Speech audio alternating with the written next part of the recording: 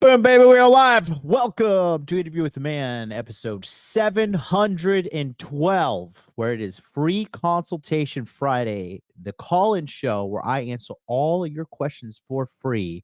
All you got to do is pick up the phone and give me a call, 657 383 1318. You're going to have to forgive me and MLD, Crypto Team 6. We had a very long meeting. We're looking at everything happening in the market right now. If you know about the rate cuts that are potentially coming as soon as March 2024, as well as all of these bullish indicators, me and the team have been working very, very, very hard around the clock with some of these extremely smart individuals who have put up comprehensive reports on a series of coins that we believe to be the winners in the upcoming 2024 and 2025 bull run. That being said, we're going to play something here a little bit, but don't forget, December 28th, Body Language Mastery 4.0 is coming to you along with a very nice introductory level education given personally by me, the $10 million man, MLD, about cryptocurrency in the upcoming bull market. But I said all that to say this, take a quick look at what we got cooking up here, and we'll start the show soon.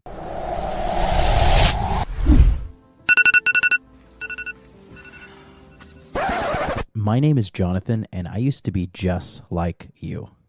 I was just an average guy that wanted to date a few nice women so I could find what I liked and just move on with my life. I numbed myself with distractions so I could ease the pain, but in reality, it really never went away.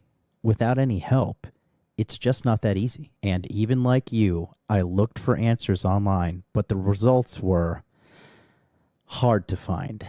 If you sun your balls, there is a study. It's an older... A 3-pack for $29.95. Famous Bad Boy Series Bond 2. Ladies find this pleasing. You're broke! You're fucking poor! I didn't want to take sides in some stupid online argument. I wanted results, and after years of failure, I found the one secret thing that changed it all.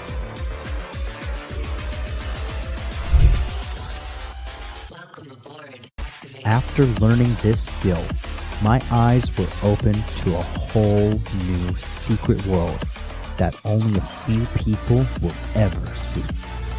I went from having no confidence to having pure, undeniable proof that I could find women anywhere in the world that were totally into me. So of course, naturally, I became more confident. I went from a confused and lonely guy to a man with so many options that I literally cannot date them all.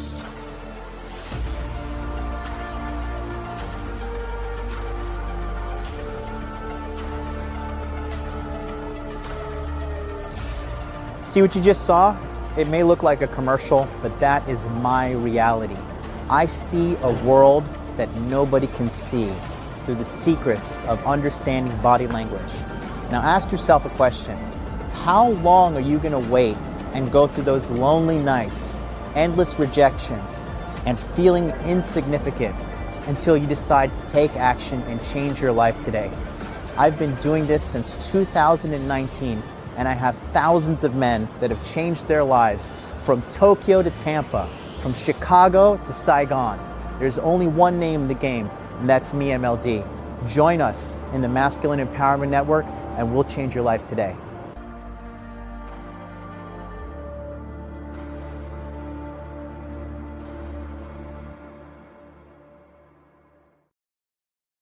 All right. What is up, bros? Yeah, that's what we got cooking right here, man. Don't forget this upcoming.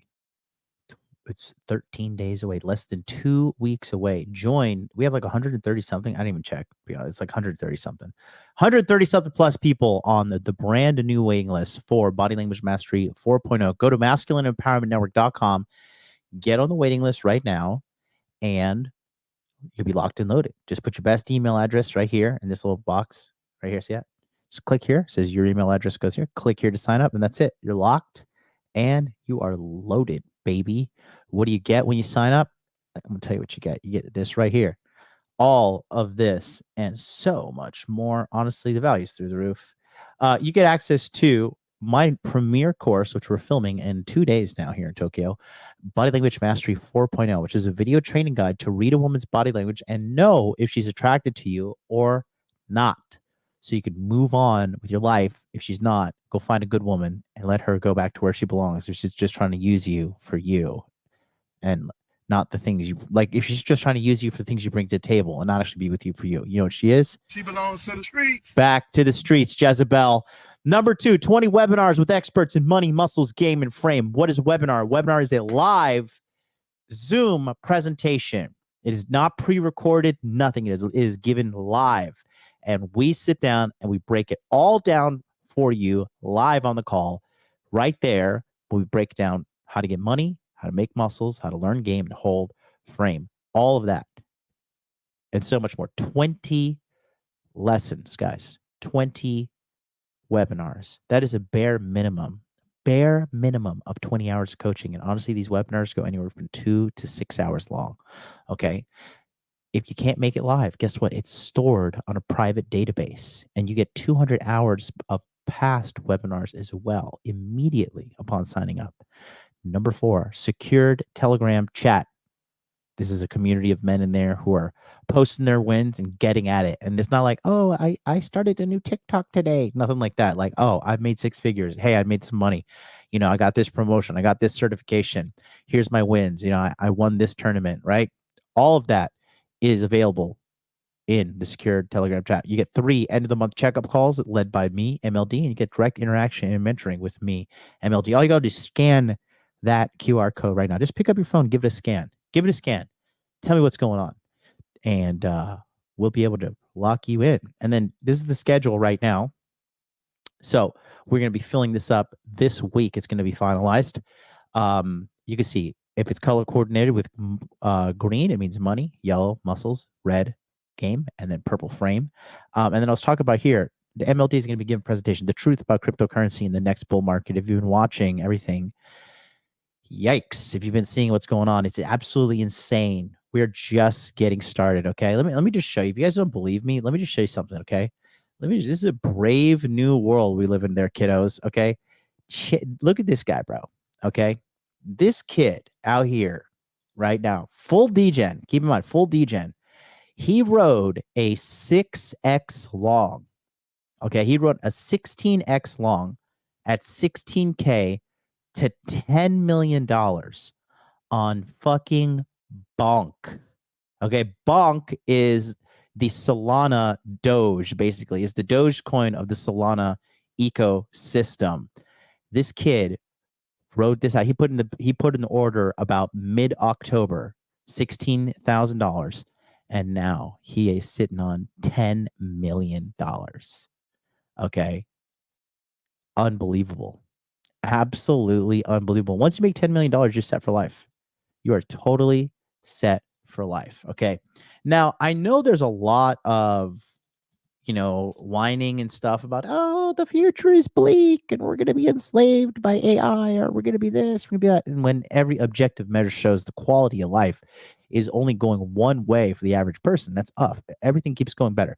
Life expectancy is going up if you take care of yourself. If you're a fat fuck, good luck. Okay. But if you actually use the intelligence of today's day and age to, extend the quality of your life and increase the quality of life, you can extend every marker that you can look out there shows that life is getting better. Now, I want to put this out here real quick, okay? It looks to me, based upon what I've been seeing, okay? Now, the World Economic Forum just put out something and said that they are basically losing control of the narrative. Klaus Schwab, the World Economic Forum. And I do think there is going to be some kind of 2024 Black Swan event. I don't know if we're going to go to war with Russia.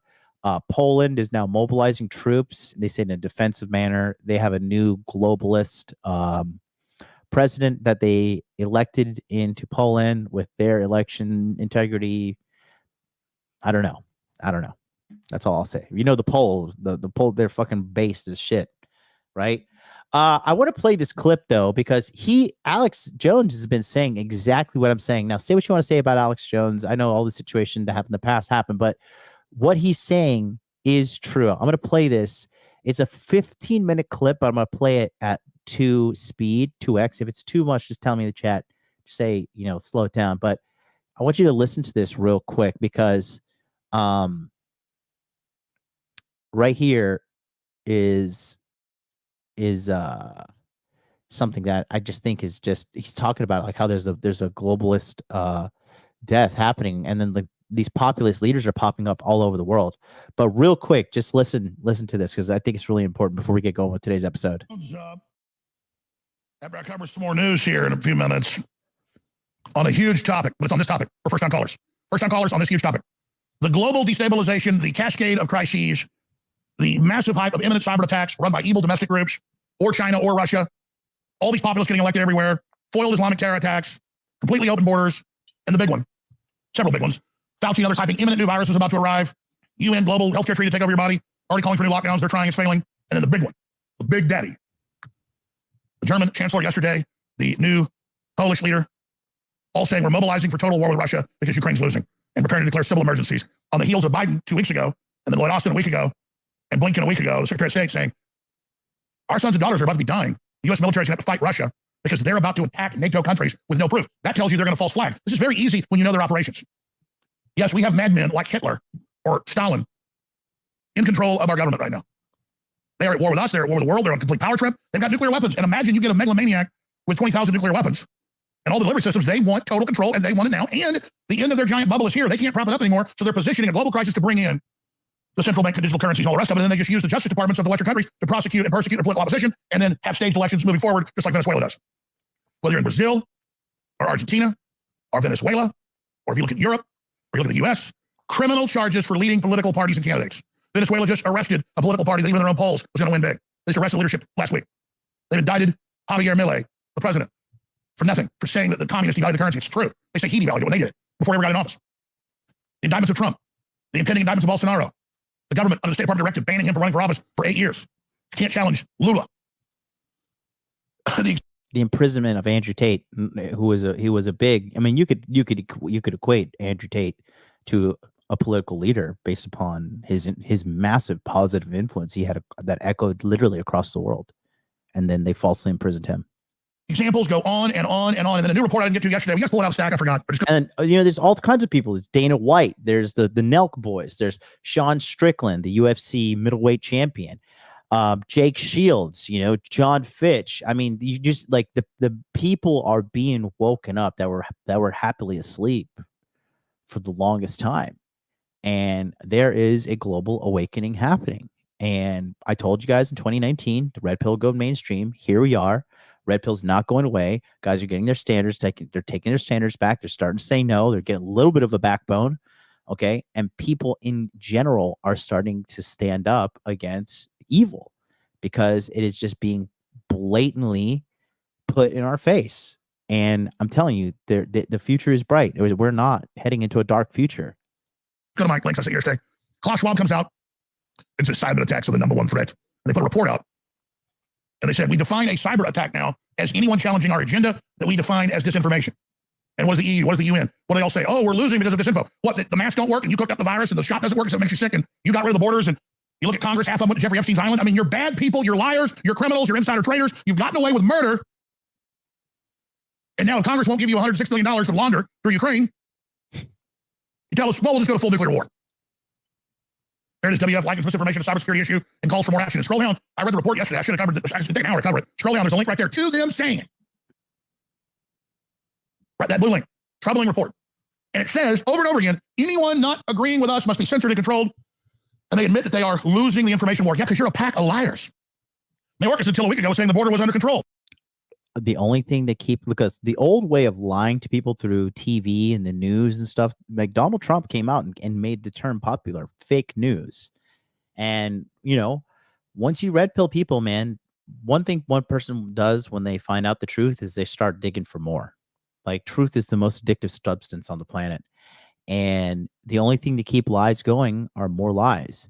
And when you have these increasingly crappy situations for people who, they're not doing the work to make themselves level up, they're going to start getting angry. You're going to start looking for answers. And the slaves that you had to sleep, once you start to abuse your slaves too much, I saw this the other day, like a great white shark, one of the largest apex predators on the planet, was chasing after this seal in the water. And the seal jumped out of the water, got away, and then the seal went and rallied all of his seals. And then you see all of these seals chasing this gigantic great white shark away. There's like at least a pack of 50 of them, right? So when the sheep will start waking up and they uniformly look in the direction of something that's not for their benefit and charging, that thing runs because numbers win. And you just got to do your best to, with this information that you have as an awakened person, do your best to level up. Do your best to do the things I tell you about. Money, muscles, game, frame. It's for you, men. It's for the quality of your life to go up. Okay. That's what the Masculine Empowerment Network is for. That's what this channel is for. It is to help people. It is not to chase clout. It is not to do anything. Everything that is on this channel is set up to help men have the best life as humanly possible. And people are awakening. And the powers that be, they're going to continue to get more desperate, and they're going to continue to do more crazy shit. I know some crazy shit's going to happen in 2024. I don't know if it's going to be an actual cyber attack when power grid goes down, or war, or you just saw what happened in Ukraine with the guy with the grenades and all that. So there's a lot brewing. But I'm telling you, man, I think that, the press is just trying to do everything in their power, because the press is controlled by, the government agencies. It's not independent press. Are you kidding me? You have fucking the president of Ukraine going on Fox News saying, don't pay your pensions, don't fix your roads, send your money to Ukraine. Like, what? Are you? That is the ultimate. Retard alert. Like the ultimate little man statement. Like, clearly a globalist shill, but you're going to tell the American people who have been suffering a quality of life going down for the average person since 2020, like, we need to stop everything we're doing because we all got conned into fucking some kind of theoretical boogeyman virus that's going to get into my nose, and I should take an experimental shot that has not gone through the level of scrutiny that the average shot goes through, and I'm supposed to inject that and everything's going to be okay, and then I do, and then it's not okay, and then now I'm supposed to just set my needs aside and send all money to Ukraine? No, people are waking up. They're getting desperate. They're getting fucking desperate. Now he says it's a big crisis because he knows you're not buying. Oh, and by the way, I would just like to tell everybody real quick to kiss my ass, because I said when this Russia-Ukraine conflict was happening, I said Russia is going to win, because Russia does what Russia does in all warfare, going all the way back to World War I. Russia throws bodies at problems. They will send troops with broken down equipment, rusted tanks, whatever they got to do, but they will just crush you with numbers. And in America, where we have women wanting to be in combat positions, and now we're endorsing people to go through hormonal changes through transgender shit on fucking the battlefield of America, and like that guy's supposed to beat some fucking big knuckle dragging 1,500 nanogram per deciliter testosterone guy named Igor in hand-to-hand combat. Some guy who gets offended if you don't use his right pronouns is going to beat Igor. Have I lost my mind? Certainly not. No, certainly fucking not. So now he wants you to believe he's trying to fix it, just like Ocho in New York, the governor or the mayor. Oh, we never said illegals come here. We have all the clips of you telling them to come there. And they're coming. They caught 12,000 in one day. It's a joke. All the videos of highways in Texas and highways in Arizona, just African military men just running around. They're obviously not military. Then it shows these Islamicists all running in formation, all wearing the same boots. First thing you do, you need to have a training in the military to know intelligence. You got to have a brain. When you see a whole bunch of men running in unison, and they all look about 30, means they're seasoned, and they're all wearing the same boots, and they're all covering their faces, but all the rest of them illegal aliens are like, oh yeah, I'm here to get the free stuff. Hey, we love these guys. Are like, don't look at me. Sir, and I've talked to the state police, and I've talked to others in the last 48 hours. When they try to stop these guys, they start shooting at them, all of it. I mean, it's on, ladies and gentlemen. Yeah, show the Anthony Rubin footage of the Islamic men. They're all wearing the same boots. So that's what's going on, ladies and gentlemen. They are destroying the country. The globalists are creating a crisis so bad that then you'll beg for the central government to come in and take control. It's a very simple equation. So that's what we're talking about, that giant waterfront, the organized collapse of civilization. And look at these guys. Look at their boots. All the same boots. Hundreds of them. Goes on down the road. That's the front of the line. Same make, same brand, same everything. And notice they're not 18, they're not 25, they're 30, they're 40. These are guys infiltrating the United States. That's actual Red Dawn. You're witnessing. And they'll set up prostitution and meth rings and fentanyl rings to fund their criminal operations. And they'll carjack and they'll do it all. And the police are ordered not even respond. And they'll finance their operation. And then they'll attack us. And then Hezbollah won't get in trouble. Hamas won't get in trouble. You'll get your genitals groped at the airport. Let's go to these headlines. Hamas plot to carry out attacks on civilians in Europe is foiled as Danish cops arrest 7 suspects were operating on behalf of terror group. Hamas terror plot foiled. Mossad says 7 arrested planning attack on Europe. Here's another one. UK at risk of catastrophic cyber attack at any moment. The United Kingdom is vulnerable to catastrophic cyber attack that could cripple large sections of its most critical infrastructure. Oh, like they're doing, shutting off the energy, locking people in their houses. Trump said next week will be cyber attack. A parliamentary report has warned. And it just goes on and on and on. Look at this. Shocking new poll finds 1 in 5 voters admit to mail-in voter fraud in 2020 election. Let that sink in. Bizarre Etsy listings, pedophile style listings, spark conspiracy theories. News was reporting on that. The Trojan horse that would force your barista to spy on you. Breaking Congress passes resolution to formally open impeachment inquiry against Biden. Huge news. Canadian government reports 300% increase in unspecified causes of death, sparking calls for investigation. Got a bunch of other news on that front. Democrat Boston mayor holds secret no whites allowed holiday party, accidentally sends invite to white council members. What's really behind that? This is all run by BlackRock. The ESG goes in with the IBM head saying no more white people. You don't hire white people. That's the CEO. High school student fails quiz for saying men can't get pregnant. Yep, it's upside down world, ladies and gentlemen. So, as you can see, the populist leaders are growing. People are waking up. The World Economic Forum is now saying, like, oh, we have, you know, all this stuff here. There's misinformation. Like, no, motherfucker, you're the misinformation. Okay? Look, I just fast forwarded to check this out real quick. Oh, did it freeze? Oh, no. Elon, no. 1 second. Let me just. Pedophile style listing reports 300% increase in unspecified causes of death, sparking calls for investigation. Got a bunch of other news on that front. Can't get pregnant. Pull on the street. And also, salute you all for your support. Look at the huge whistleblowers now going public on the COVID poison shots and on human sex slavery and trafficking. The globalists are in deep trouble. And that's because of good men and women in government, in the private sector, blowing the whistle. And the only way the information gets out is we, the people, all of you sharing the information, taking clips, taking the articles, taking the videos. It really is changed already here. Chain breakdowns and other issues are finally in warstore.com. We have that. We are changing the world. Oh, okay. Never mind. It was just a commercial. Okay. So anyways, I'm optimistic for the future, guys. And the time to take action is now. I want to talk about something real quick, too. I'm going to open up the phone lines. Get ready to call in. Call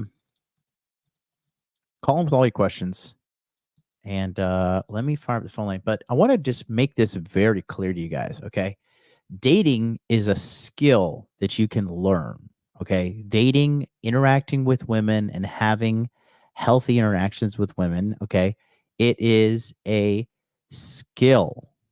Okay, that's all it is. It's nothing magical. It's just a skill that you have to learn. And all game is high levels of social acuity.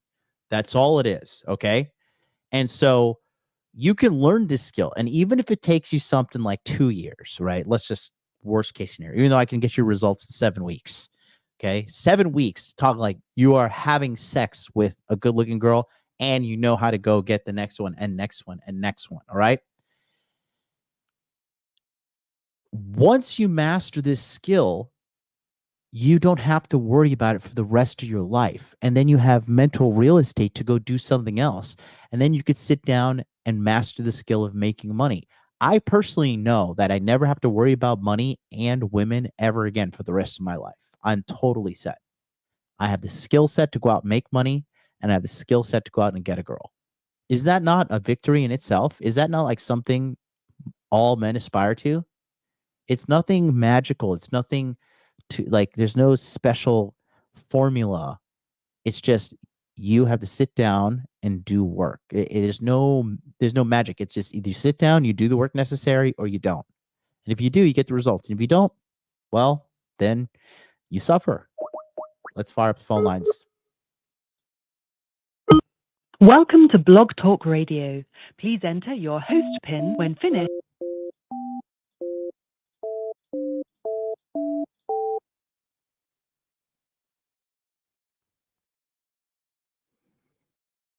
Oh, suspense is killing me.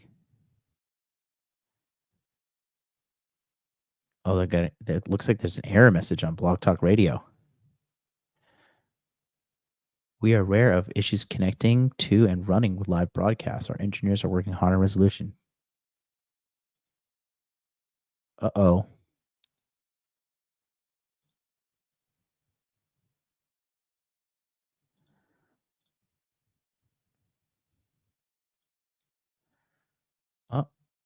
Oh no. Let me try something else. Hold on. There's an error on Blog Talk, guys.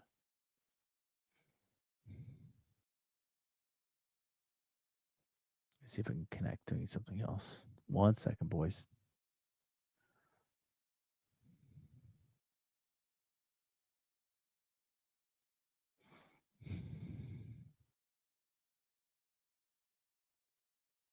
And you see, all you guys have been putting it off. I'm going to call next week. I'm going to call next week. I'm going to call next week. And you finally decided to call this week. And then now the phone's lines are not working. Completely out of my control as well. Look, take a look here. See? We're aware of the issues connecting to and running live podcasts. Our engineers are working on a solution. See? See what procrastination does? See what waiting does? Look at that. You thought it was all planned out. You could just safely call in anytime you need to. And here we are. Uh-oh. Fresh and Fit had the same issue, really? Uh-oh. Cyber attack. Cyber attack. Telling you, my 2024 might have a fucking cyber attack. I am telling you, I don't want to be right in that one. I do not want to be right. Did Fresh and Fit eventually connect or no?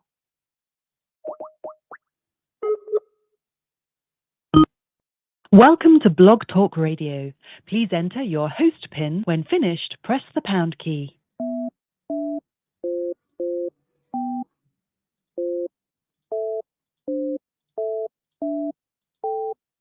To start your show now, press 1. To hear important... They made a Google voice number.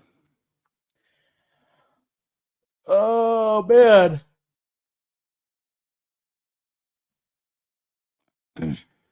Just make a Google voice number? I don't know. We are sorry, but we are experiencing a problem with our system. Please try your call again later or report a problem through the Blog Talk Radio webpage. To start your show now, press 1. To hear important instructions...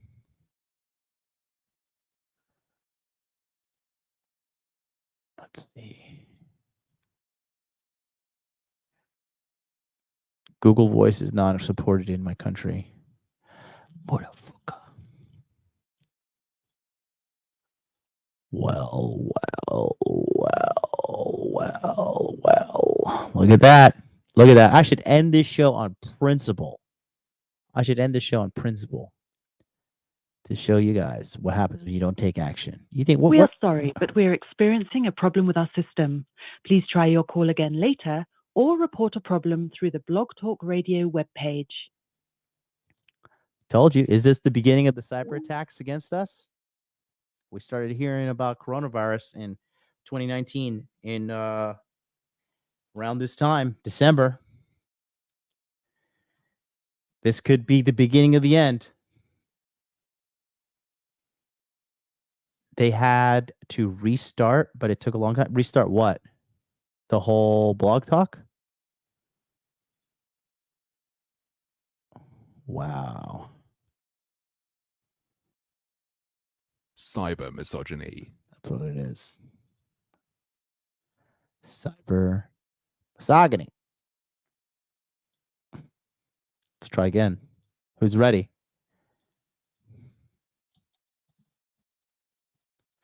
Do I get a refund on my month because this doesn't work?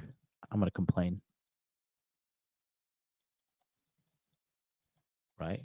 Isn't it funny how the companies can screw up? Like, oh, yeah, sorry. We're really sorry. Shut the fuck up. Sorry? Sorry, I don't pay the bills, motherfucker. You do your job. How many Zers you got in your fucking coding team over there? Huh? Who are these engineers?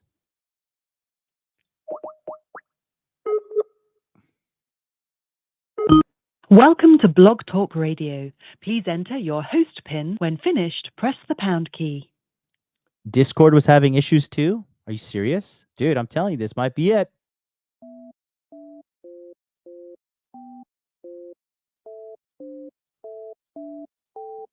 I'm sorry, but I did not hear you press at least 4 digits of your PIN number. Bitch.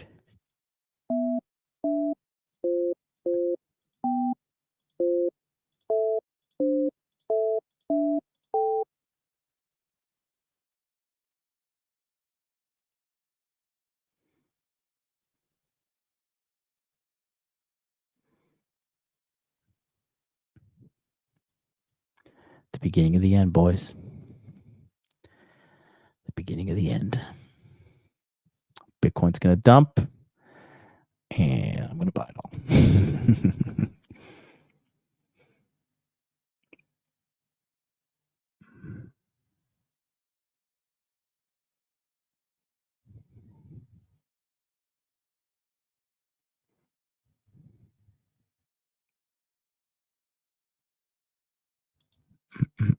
Wow.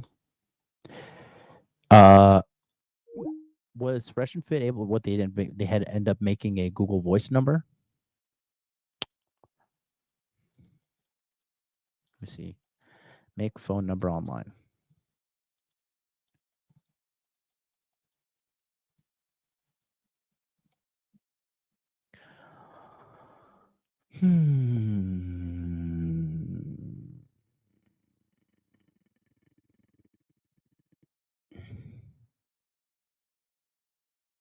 Answer calls anywhere from.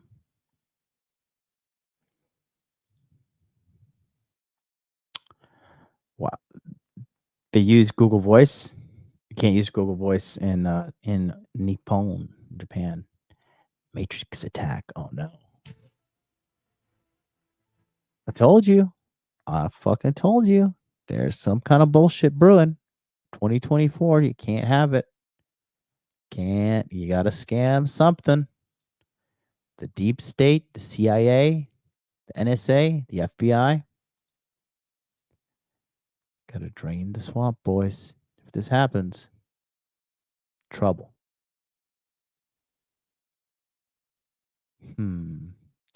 Well, if you want to, I guess what I could do is I could just put the link here in the chat, and you could. There's the link if you want to jump in. You can turn your camera off and just come talk to me on stream. Right there. Just click on that link if you want to pop in.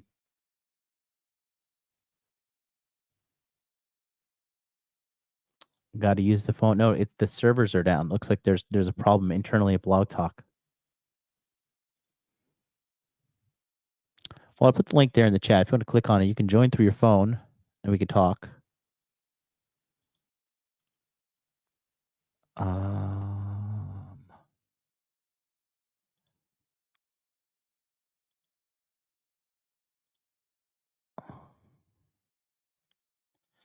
There it is.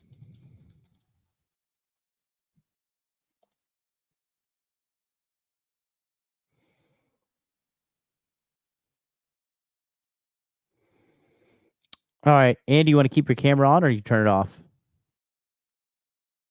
Up to you. Okay. Cool. Chris Hamp, do I know who you are? Do you have a camera?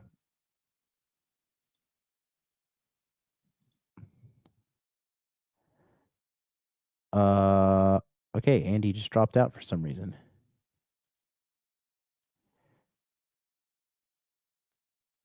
Christopher, do you have a camera? All right, I'm going to bring Andy on because at least I know him. Andy, it's up to you if you want to keep your camera on or not. Okay, Chris, I just don't want you to whip your dick out on camera. Some people are weird like that. All right. Dude. Andy, go ahead. You're up first. What's up? How's it going? How's it going, buddy? I'm doing all right. I have a dilemma-ish I'd like to get your guidance on related to my job and the job search. So as you know, I sent my resume to you guys for review. At some point at the next, Sunday review session, if you could go over, that'd be great. But I've been applying recently. I had 3 interviews, all first round today. I think I'll get moved through on at least one of them. But as well, I've been having issues at work. Earlier on, my performance, I've had two meetings with my two superiors, and they said that my performance wasn't where they expected. So having that, I'm saying that as context. But recently, for an example, today I was tasked with turning around an analysis for a promotion for the company I work at. And I had the meeting with some people in another department, they ran over the code with me just to make sure everything was good. When they were going over it, they started, in my opinion, from my perspective, like slating me. It's like going over, like boss A would say what's going on here and here, and boss B would go over here and here and wouldn't let me get a word in. And stuff like this has been occurring more and more consistently. Stuff like being a bit more public with criticism in front of other team members, stuff like that. And then when I showed my work, showed the reconciliations or the checks that I did to make sure everything was good, they said, okay, cool, as if what they said beforehand didn't occur. And then during the meeting, they jumped in and said more or less, we wouldn't swear by these numbers, more or less implying that my numbers weren't good, even though we went through several minutes of checks and pushed the meeting back due to it beforehand. And it seems like no matter, like I knew that my reputation wasn't good with them. So I've spent more time trying to push stuff out or give back some output, if you will, as quickly as possible for review to try to stem the tide, if you will, but it seems like nothing's working. So I really think that my position is under threat A, but also B, there's nothing much really I can do to resolve the situation. I don't think my bosses have a very good opinion of me, and I'm curious what you think. Is my perspective correct based on what I've told you, A, and B, regarding that, on a scale of 1 to 10, how much should I be like applying for jobs versus trying to build up my resume with certifications and the courses I was taking outside of work? I mean, yeah. I mean, so first things first, you got to ask yourself, is there any validity to their criticisms? Right. So like I said before, when they would bring up like what's going on here or what's going on here, normally there was something going on that needed to be fixed. So that's why I said the first thing where I would make mistakes or look over things, and then they would find a discrepancy, call it out. But like recently, I've been making sure to double, triple check. Those discrepancies have been coming down, but even then, they're even, in my opinion, more public or in general more harsh with criticism and not really being not like before they would say, hey, just as FYI, I know I'm being hard, but I would expect this and this. Now they don't even say that, which shows to me it's as if a girl is like emotionally pulling back or breaking up with me in a sense. Are you fucking up at work? I was making mistakes earlier on. Like I said before, in my opinion, I'm not really making mistakes or. Well, the criticism is coming from somewhere though. Right. Yeah. Yes. They're not bullying you, are they? I mean, this doesn't make any sense. If your data if the work that you're doing is not coming back properly, because that's what you said is happening, right? Right. Yeah, that has happened. Yeah. And how often has this been happening? Recently, less so. And it's like for today, that wasn't a thing, but there were no errors, but they continued to, in my opinion, undermine my work in today's meeting in front of the other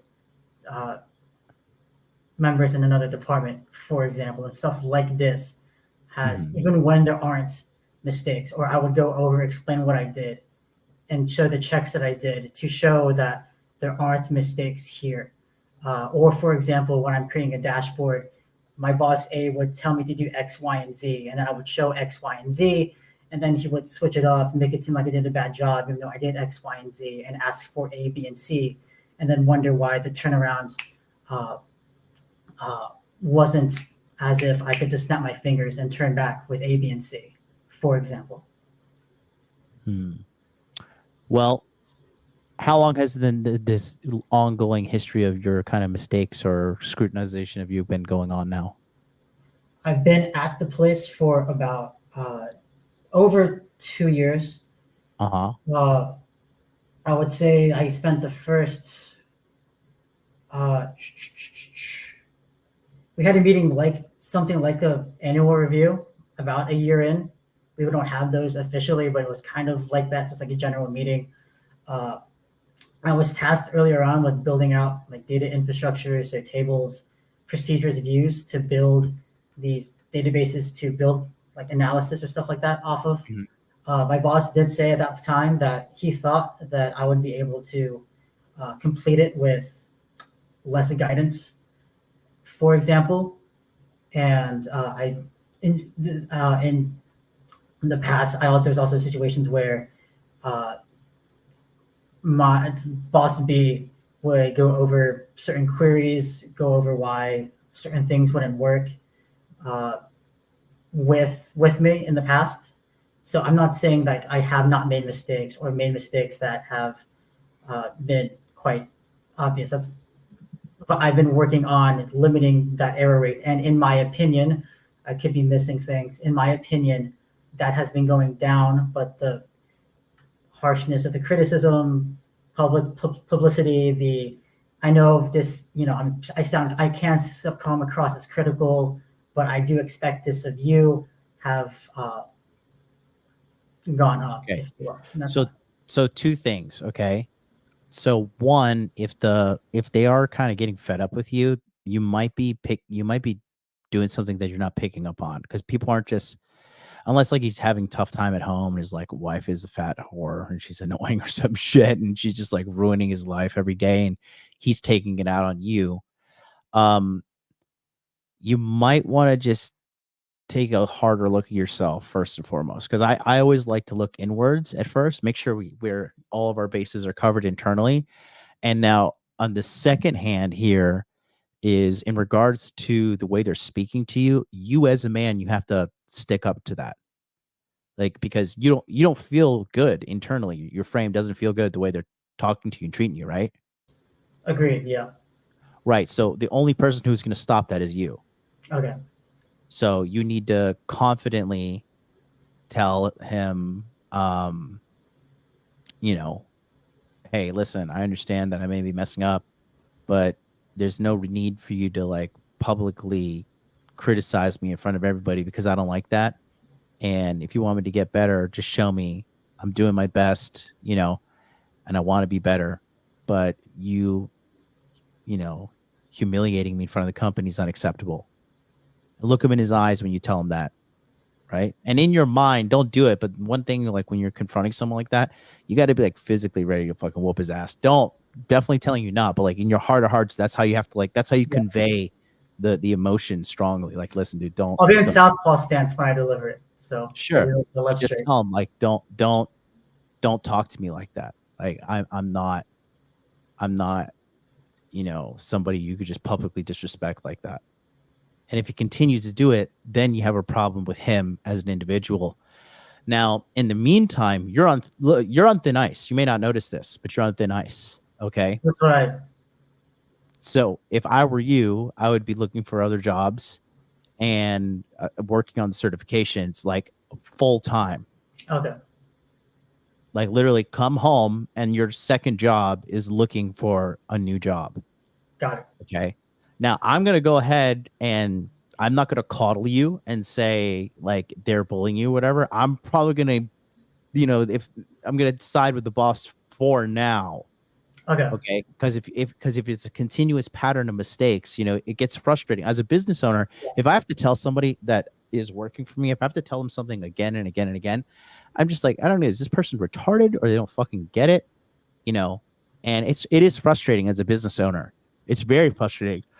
So make sure, because and I've been working with you for a couple of years now, and you've made phenomenal progress. Phenomenal progress. But you have a tendency to kind of be a little spastic, like, and you know this too, but Yes. I don't mean that in a bad way, but you know Yeah. what I mean? So the biggest thing for me is just make sure your house is clean first. You know what I mean? Make sure everything's going on with you. But secondly, if you don't stand up to guys who bully you and talk to you like this now, it'll continue as your life goes on. And it's going to chip away at your self-esteem. Okay. Don't let people talk to you any type of way. They need to speak to you in a respectful manner, or they don't get the privilege of interacting with you. Gotcha. Fair enough. Thank And you. you have to stand up for yourself.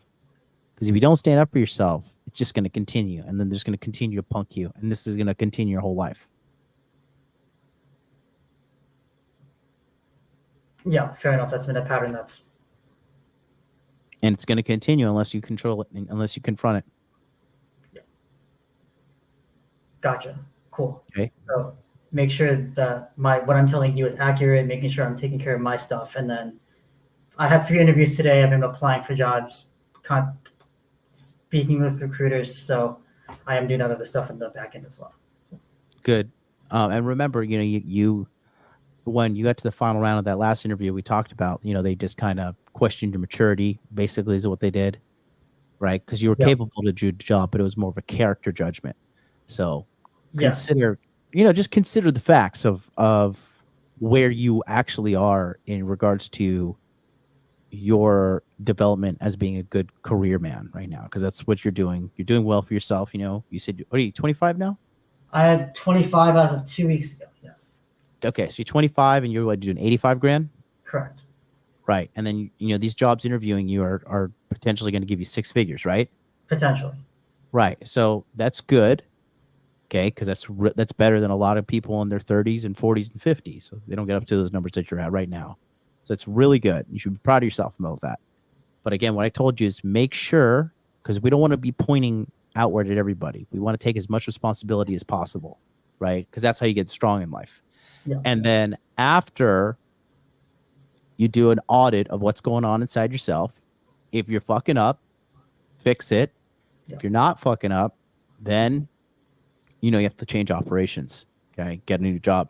So in the meantime, like I said, when you go home, your second job, like you sit home, you take a fucking 30-minute break. I don't care if you have to buy caffeine pills, do what you got to do, but sit down and aggressively apply to jobs and aggressively get those certifications and continue to level yourself up. And look, this is normal. You're 25. You're not supposed to have this shit figured out. I got fired for some job when I was 24-ish. I think it was 24, 25. I used to work at some fucking place called Dexter's Restaurant in Orlando, Florida. And they're like, the guy who trained me sucked. It was a very disorganized operation. And they're just like, you suck as a barback, you're fired. And I was like, cool, fuck you. Like the guy kind of just had it out for me, to be honest with you. I'll never forget, this guy's name was Mike. He looked like Chuck Liddell. But he was quite the dick. And there's some fat fucking dickhead that worked in the kitchen too. And he was an asshole to me too. He was trying to get gangster with me. And I was like, bro, I'll smash from these fucking beer bottles over your face. Talk to me like that, because he tried to get gangster with me too. So in that situation, it was the organization that just didn't. Sometimes people just don't like you, and that's just life. Right. But in your situation, regardless, that you have to stand up for yourself, because there should be there's a level of professionalism, respect that they're not giving you, that they should be giving you. Okay. Gotcha. Cool. All right, I'm gonna take the other caller. Keep your head up. Cool. All Thank right? you. Get rid of those fucking dorky glasses I've been telling you for a year. Go get fucking LASIK. Go get some goddamn contacts, for fuck's sake. Fair enough. All right, love you. Bye. All right, let's bring on Christopher. Christopher, you're up next. Yo, what is up? Is the camera working? Yes, You hear sir. me? Yeah, talk to me. All right. So I've been within the red pill sphere for quite a few years and all that. But there's always been this question that I've been wanting to ask anyone who's like red pill, which is like, what is red pill? Okay. Well, if you want to be very simplistic, it is just understanding the truth about sexual dynamics between men and women. Because typically what they tell people is like, happy wife, happy life. Woman knows best. These little like catchy phrases. Yeah. That when we actually quantify what they're saying with statistics, science, and real life scenarios, it turns out to be a lie.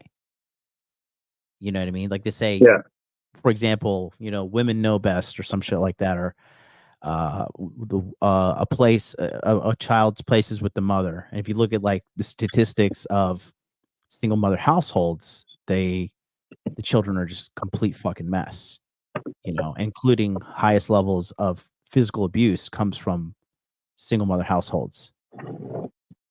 Physical abuse to the children. Yeah. Well, I would, that's probably true. That's definitely true, I would say. Because I find that a lot of chicks often when they're very like stressed and stuff, a lot of women when they're stressed, they don't handle it as well as dudes do typically. And that's kind of like what Andrew Tate got into a lot of heat for when he said the thing about the pilots. Right. Because he said that he wouldn't trust a woman pilot to do the same thing because a woman doesn't necessarily have like the same stress tolerance as a man does. But yeah, that's pretty much, that would have been my answer as well, which is to me it wouldn't have been like understanding the truth, it would have been more like the truth in and of itself. Right.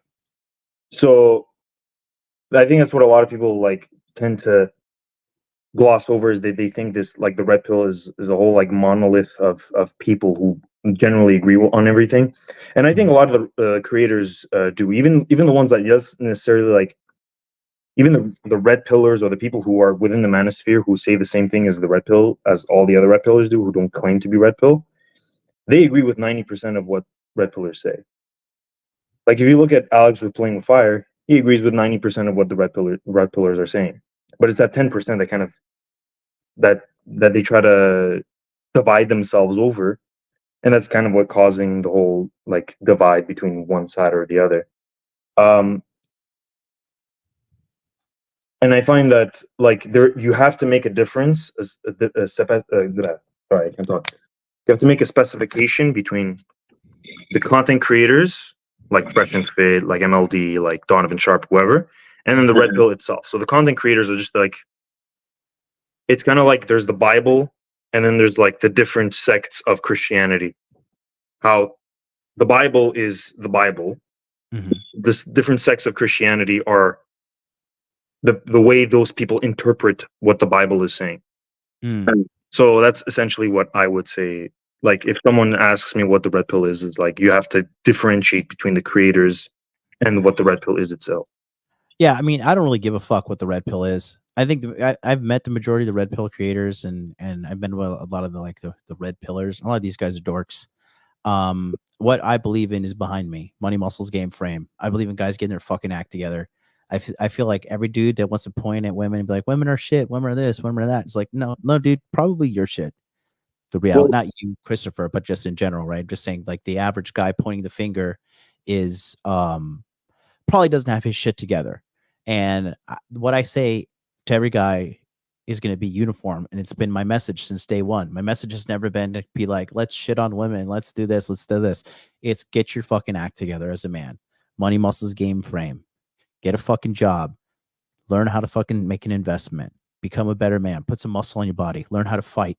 Okay? Learn how to talk to women confidently. Learn how to kick a woman out of your life if she's not worthy of being there. Because a lot of guys, they have scarcity mindset and they keep a bad woman around. I said kick family out of your life if they're not good.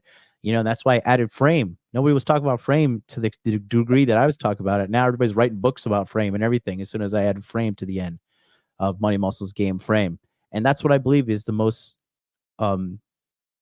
beneficial thing for any men watching this content, is to apply the core four behind me on a daily basis to his life.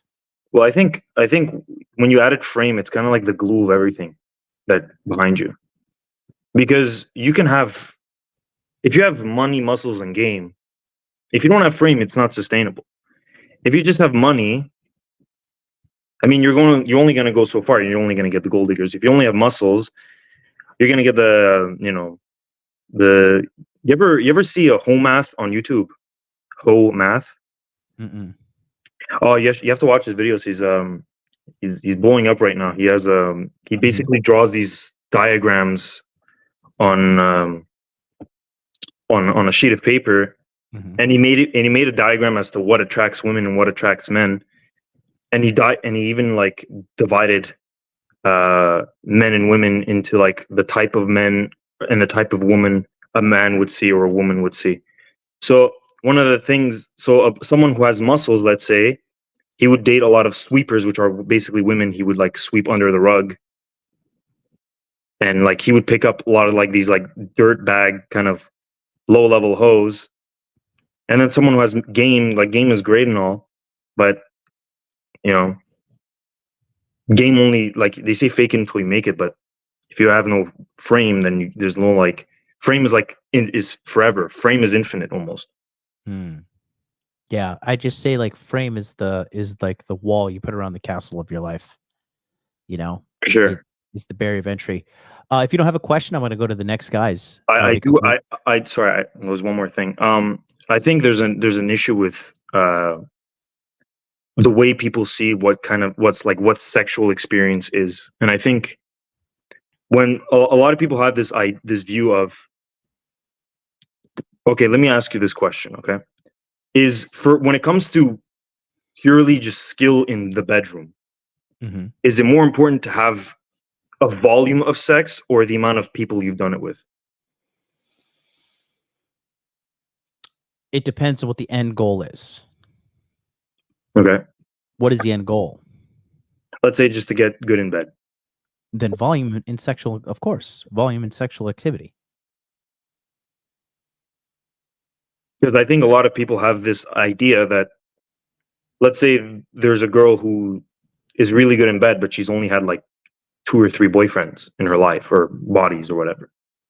Then you would assume like, oh fuck, this girl's fucked a lot of dudes. But the reality is that sex is really not that difficult to learn. At least that's what I found, and I started late. So I think as long as you listen to the right people and you're cognizant about it, you can definitely learn sex very easily. And I think a lot of people put pressure on themselves.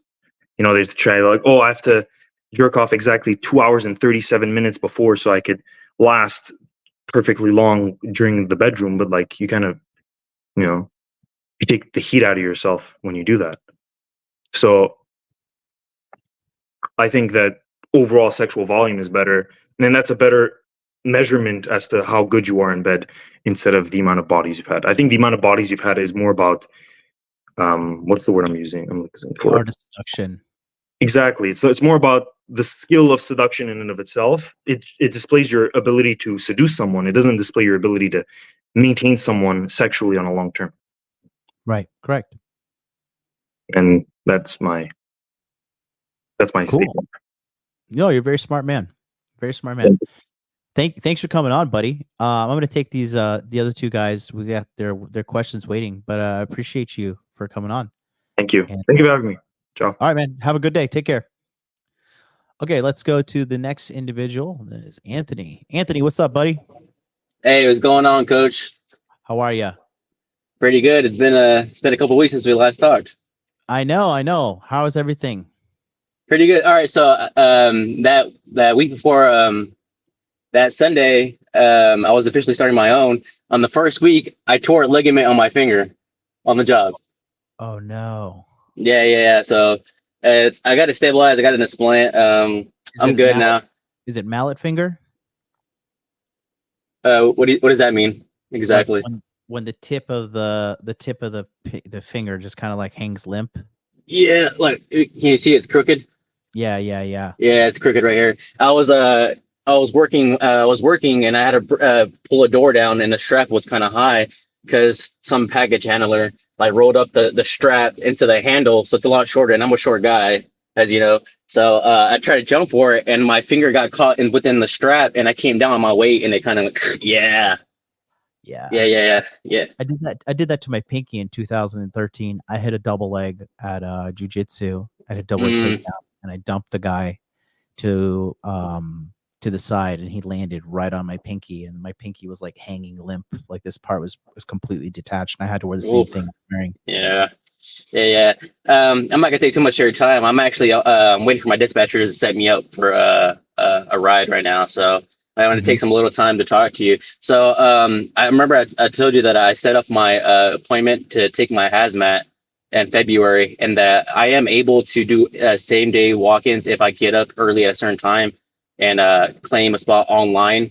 So my question is, I'm actually going to be buying myself a Christmas gift. The next big thing that's coming up on the 28th. Okay. That's be my gift to myself for Christmas. My question is, I saw that the other day you had a Ryan Evelyn. I really would like to get into the cybersecurity part. So my question to you is, should I continue pursuing to get my hazmat and like gain my experience while I get into this program and start learning cybersecurity? Because I want to shift over to the cybersecurity and kind of like, I guess, put the trucking on the back burner, and like, I guess, yes, use that as my second income eventually. Once I get the experience, like once I got my cybersecurity and I have more time, then I can go back and like do like trucking as like my side business. Yeah. So okay, you're trucker now. So what are you making annually roughly now? Okay, so this past week was like I got my first check of actually like doing my route. It was a lot shorter than what I told you it was. I told you I was expecting like 1,300 between 1,500 net pay. I only worked 5 days this past week, and it came out to like 1,100. I am working 6 weeks. This week, I have worked 6 days. So next week on my next paycheck, I'll be able to see what it looks like if I work 6 days. So then, but just 52 days in a week times 1,100. Currently, that's going to put you at $57,200, assuming 5 days a week. So that's I like to round the numbers down, just so there's always an excess at the end. So you're at 57 now. The hazmat qualifications. How long will it take you to get that? Not long. I had been studying for it, so I've gained a lot of knowledge on it. Hypothetically, if I wanted to go and like try to like sneak in and see if I can claim that spot like that in that short window to go take the test next week versus waiting on my appointment in February, I could take the test. The thing is, I talked to some truckers. You're rambling, bro. I asked you a question. How long will it take you to get this hazmat? Not long at all. You can take the test in February, you said? That's my appointment, but like I could. I can take it earlier. The DPS gave me a sheet and it says get onto this link every day. Log in at the specific time, which is 7:15 a.m. You're gonna be fighting a bunch of people that already know about this. You can get same day appointment if you get up early in the morning and claim your spot online, which I could do that any day. Have you tried doing that or what? I haven't, just since my schedule. I'm working overnights, so. But time is not on your side. So if I were you, I'd be sitting at my fucking computer like 6:45 a.m.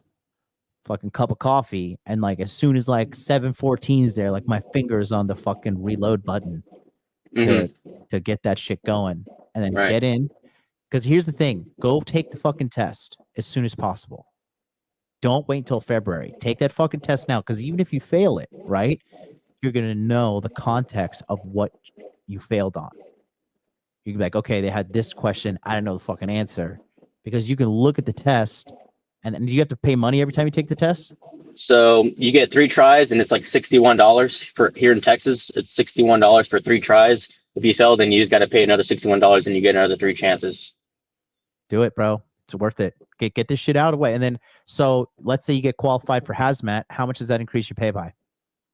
It just depends, especially on experience. And that was gonna be my other question. Since I barely have any experience, I'm barely going on a month of driving already solo. It's still gonna make it difficult for me to find a local job with hazmat, just because they want people for like at least a year experience. You don't know that.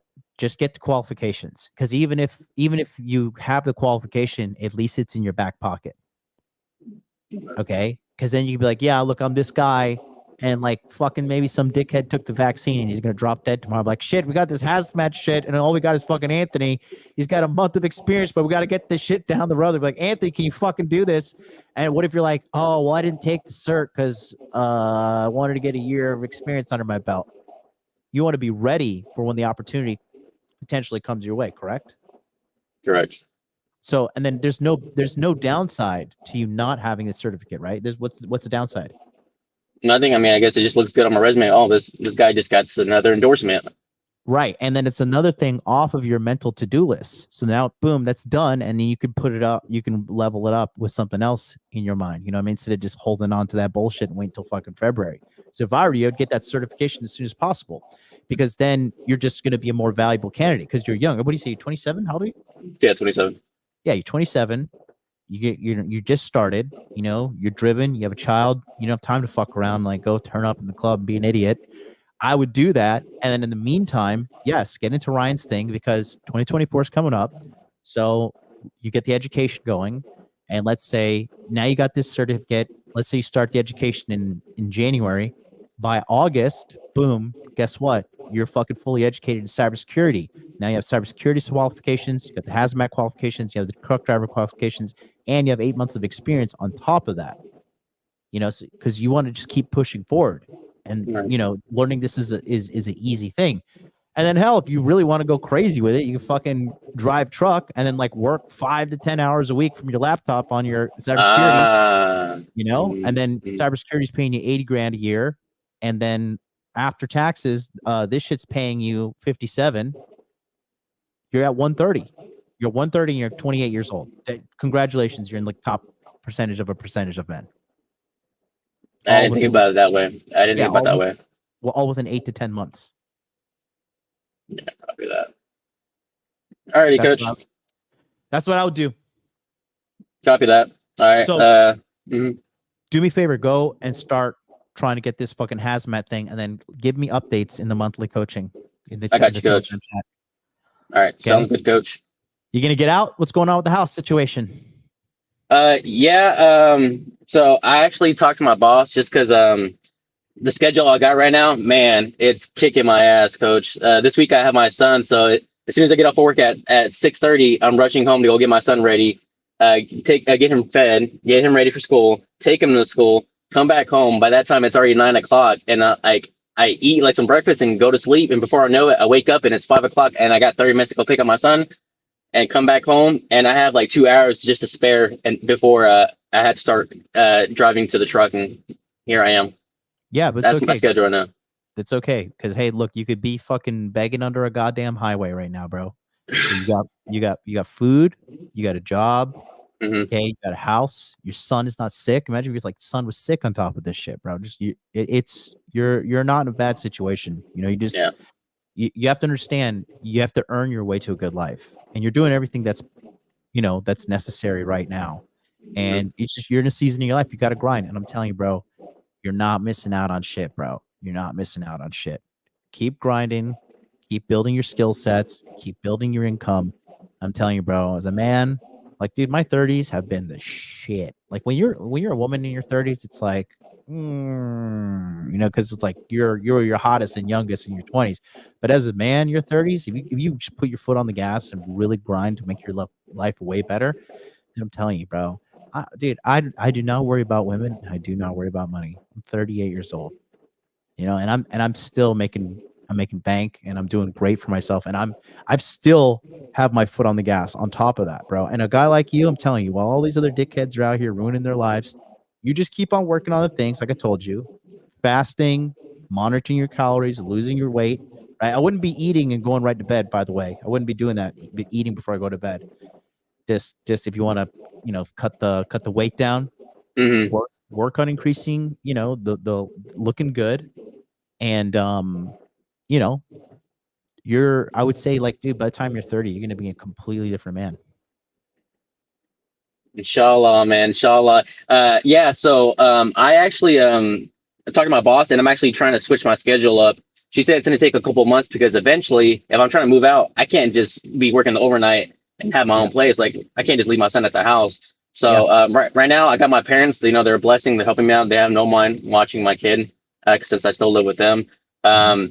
So I might have to delay maybe a month or so of moving out, just because my boss said, hey, give us a couple months. Let me start finding more routes for the day shift. And once I make a schedule for you, I'll let you know, hey, like, it's the time you want to switch over to the day shift. Then I'll be able to like start early, get out early, and like start doing things. I am going to the gym every other day. If I'm not doing leg day, since I can't really lift weights right now, which I'm upset because I like doing upper body. So I've been doing leg day a lot. And if I'm doing leg day, I'll just go do 30 minutes on the treadmill, then just go home. That's good. But your top priority is to monitor your calories. That's top priority, especially as a trucker, because truckers get fat quickly. Okay. I've only been eating like maybe one time a day too, and I'm making sure I'm taking at least having a lot of protein, like in one meal and one setting. I was going to ask you, is it okay if I consume like a crap load of protein? Yeah, in one setting, it can take. Okay. That's a fucking bullshit lie. Don't worry about it.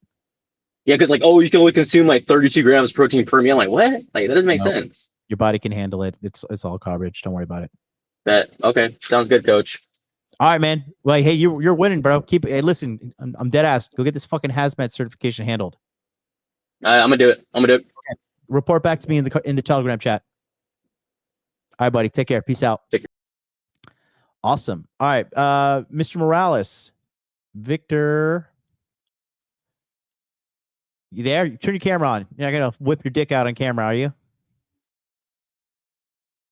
And ruin this stream. I gotta delete it. All right. You can turn your camera off. It's up to you, but I just want to make sure you're not gonna whip your dong out. All right. Okay. Talk to me, G. What's good? Well, it's good to talk to you again. It's been a long time. I'm Victor. I'm from Puerto Rico. Yeah. You got the coding job? I got a coding job, but I've been struggling with that because like I got a coding job in around this year, but I lost it because I wasn't very good at it. So I've been struggling in being really good at my craft. I think that's my problem, and I'm only focusing on my physical health. I've been doing Muay Thai. I've been doing in the gym, but the only thing I'm struggling is with money and with my job because like I'm not very good at. Hold on. Just this. Calm down. Okay. So I'll tell you what I told somebody recently that I'm coaching. Okay. It's good that you're going to Muay Thai, and it's good that you're taking care of your personal health. But if you suck at your job or you're having problems with your money, the only way you're going to fix it is by handling that problem, not escaping and doing something else. Yeah. Okay. Go ahead. Yeah, so I've been struggling a lot with money. I really care about a lot about money. I'm tired of being like in this situation where I'm like, I used to work as an industrial engineer, and now I'm trying to transition to the software side, but I'm still not very good. This was my first software job that I got as an expertise. I was winning at $35 an hour. For me, that was really good because like it was my first software job that I was like, finally, I'm doing this. But when they told me to build an inventory system and stuff, I kind of crashed and didn't, since I don't have so much experience. And I have the degree. I have a computer engineering degree. I'm an engineer, but I'm struggling with the expertise part. It's like I need like more experience. But when they gave me the opportunity, I had the full responsibility on myself. I was the only engineer, and I couldn't do it. I needed more practice. And what happened? They fired you? Yeah, they didn't fire me. It's just that they saw that they didn't need an engineer for that anymore, and the project was like, since it was a government job, the government was like, okay, then we don't need the software program anymore, so we might as well leave let's cut ties here because like we don't need the system that we wanted yet. Like it wasn't really necessary. So That was my first. I got a lot of money there. I could at least say I saved up for at least like 6 months of work. But I'm back at my parents' house, and I'm a little bit disappointed on that because like I thought it was like the safe job, but I realized that it was not really safe. And my question is like, do I focus myself on becoming an expert in blockchain development or cybersecurity? Or do I just keep trying to get another job again and at least explain with my experience that I have right now? Currently 28, I'm stuck in my parents' house again, but I'm not down for that. You know, I'm a little bit motivated. And seeing you guys and seeing your coaching and stuff, and I know I could really pull it off, but I just need like an opportunity. I just really need an opportunity. Okay. What was the previous job title you had? My previous job before programming? No, the one you got fired from. The one I was a software developer. And what were they paying you? They were paying me $35 an hour. That would have been like 65,000 starting point. And how long did you work for them? I worked for them for like seven months. Okay, it's not bad. Here in Puerto Rico, the salaries are bad. They're very bad in Puerto Rico. I know. No, I got a guy that I told, he was in 2021. He's in Panama, and I told him to go out there and fucking learn how to code, do the hard work, and he listened to me. And he's in Panama, and he's making $5,000 a month, US. USD. That's really amazing. That's really amazing. He did crypto blockchain thing. So look, hey, you held a job for 7 months. Congratulations. You taught yourself the skill set. You did what I said. Yeah. Okay. You just look, everything, bro. We all take losses in life. We all take L's. You don't think you're like a freak or there's something wrong with you. You just had a mistake. It's fine. It's a new skill, right? And did you learn from the mistake? Yeah, I know that I need to be focused more on database, and I need to focus on one programming language because since I'm trying to get a job, I get interviewed for like C#, for example, and then they give me a job for JavaScript, and like it doesn't like the transition for programming languages. Even though I got a few of them in college, it's not the same when you're working. And I thought I was confident, like, okay, I took this programming language in college, maybe I could defend myself, but it's not the same when you're working on a project with that programming language. It becomes more difficult. Right. Well, I would always just say that this, just continue to build onto your skill set. So whatever you couldn't do at the last job you got fired at, just,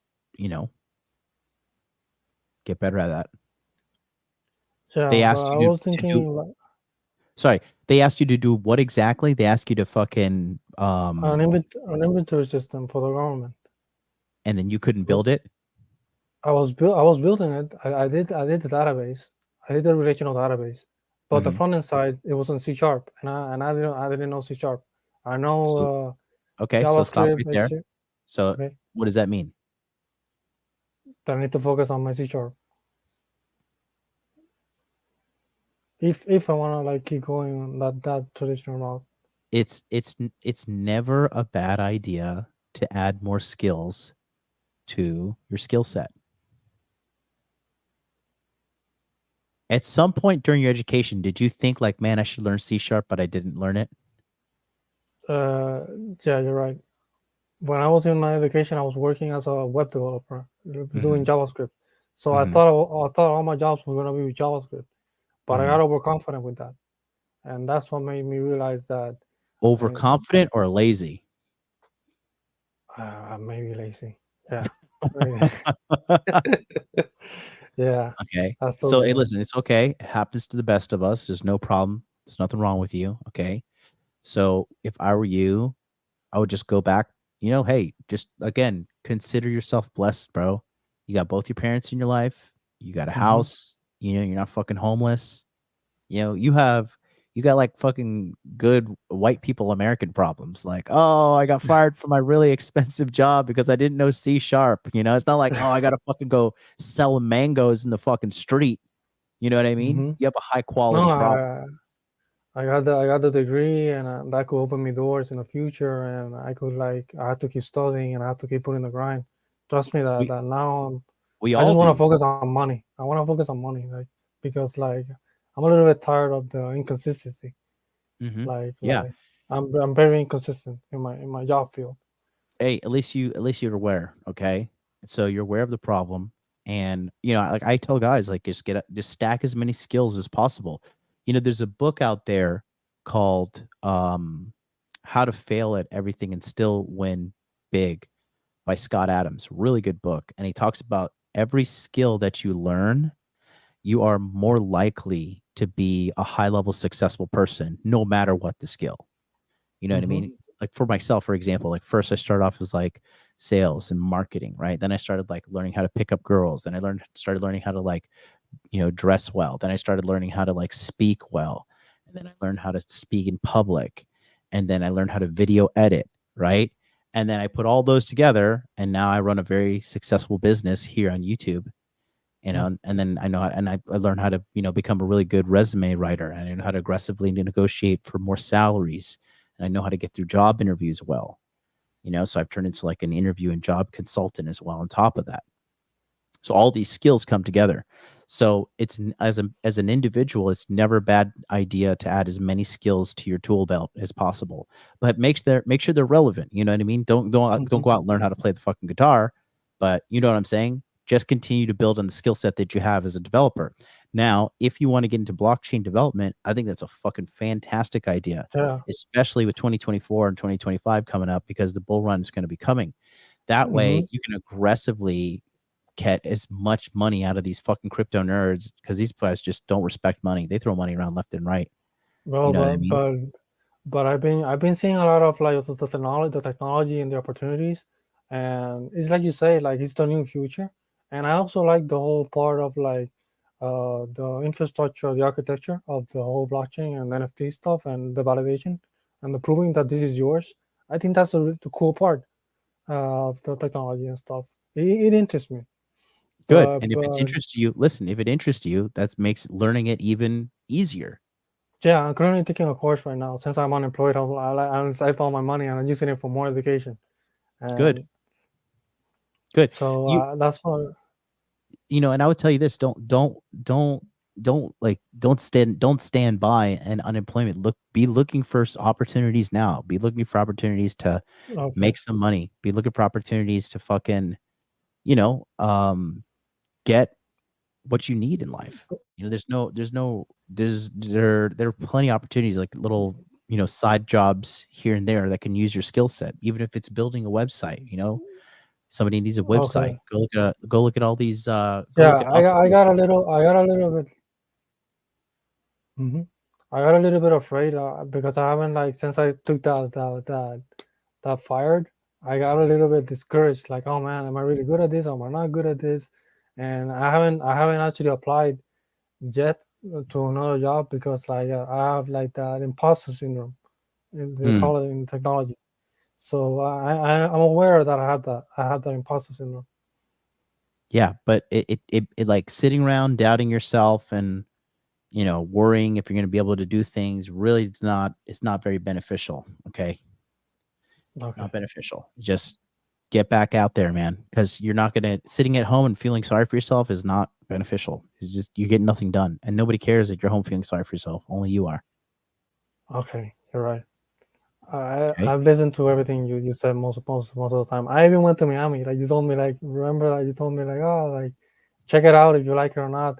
I check it out, and what you said is currently right. Everything you say is true. You didn't like it? So, I 50-50. I enjoyed it, but to move, I know it's gonna be expensive if I ever do it. So I'm trying to play it smart. No, play it smart. Miami's overhyped. You're gonna go down there and pay all this money to be around fucking whores. Like, don't do it. Yeah. That's my thing. All right, man. Cool. It was good chatting with you. It's been like over a year, but I'm glad you're doing well. I didn't know you're still watching. That's good. No, I've always been watching it, and I like the style. The new style you have is really cool, and it inspired me to level up my game a little bit as well. Thanks, man. Thanks. All right, buddy. We'll talk soon, buddy. You take care of yourself. Yeah. Thank you, Terry. You too. All right, buddy. Peace out. All right. Let's bring on Danny. You want to keep your camera on or off? I can't hear you. It's if you want to keep it on, you can. It's up to you. I'm gonna pull you on here. Hey, buddy. What's going on, bud? How you doing? Doing. Talk to me. Well, I mean, I got good news, bad news. I think it kind of balances out. I think I still kind of win in the end anyway. Okay. Still at my job. I got my dollar raise. So I'm at 24 an hour now.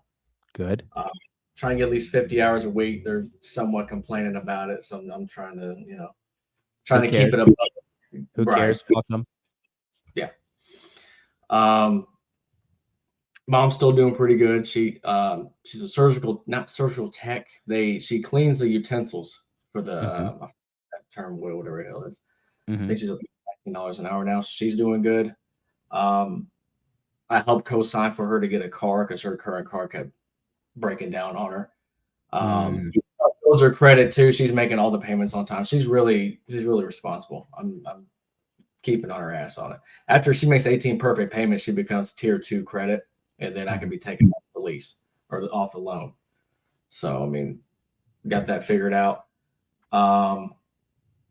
Paid off 3 credit cards so far this month. I'm trying to work on that 4th one right now. Didn't get very far in cyber. I need to take another whack at it. Okay. So why did you not get far ahead in cyber?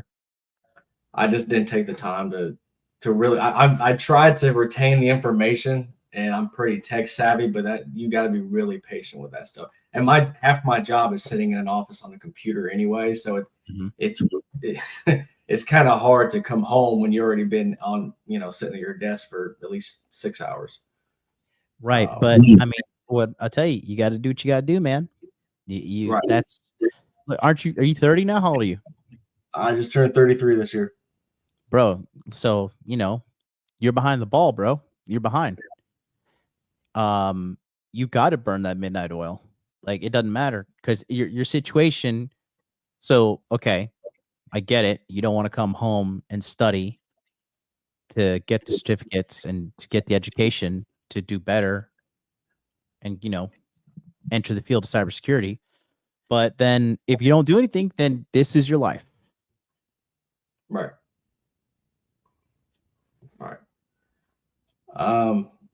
Yeah, I talked to Ryan, and he offered me a slight little discount on the yearly pass, but I can't. I'm trying to get into the monthly coaching as well, and that's what paying off these credit cards are all about. And why are you getting credit card debt?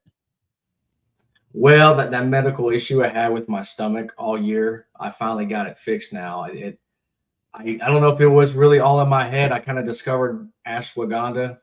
I don't know if it was anxiety, because anxiety can cause a slew of physical issues. It can kind of like trick you into thinking you're having problems when you're not. Paid off had an endoscopy done. They did a biopsy. Everything came back completely normal. So it was kind of bittersweet. So I finally got done paying off all those medical bills. Even with insurance, it was still pretty high. How much was it? I think it was like $1,600 total. Bro, that's not much, bro. Well, I mean, that's not a lot of money. No, listen to me. Listen to me. Okay. You and I worked one-on-one for a while now. Okay.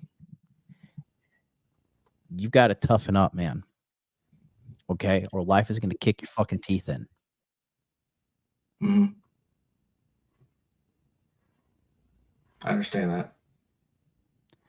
Sitting around, freaking out, worrying about shit. You're literally worrying yourself sick. What are you getting anxiety about? Your future? Yeah. Yeah, you should get anxiety about it. You're not heading down the right path. You're heading down a bad path, man. Right. You 33-year-old factory worker. Yeah. I mean, if you don't look, all I'm telling you is if you don't do what's necessary to get out of this situation, this is your life. Nothing changes if you don't do anything to get out of this.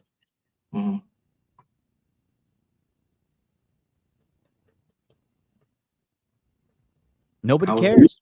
Your sob stories. No, look, I just the chat don't care. Nobody cares, man. The only person who cares is you.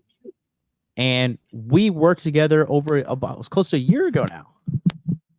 Yeah. And you could have been. I mean, you know, you could have had something done by now.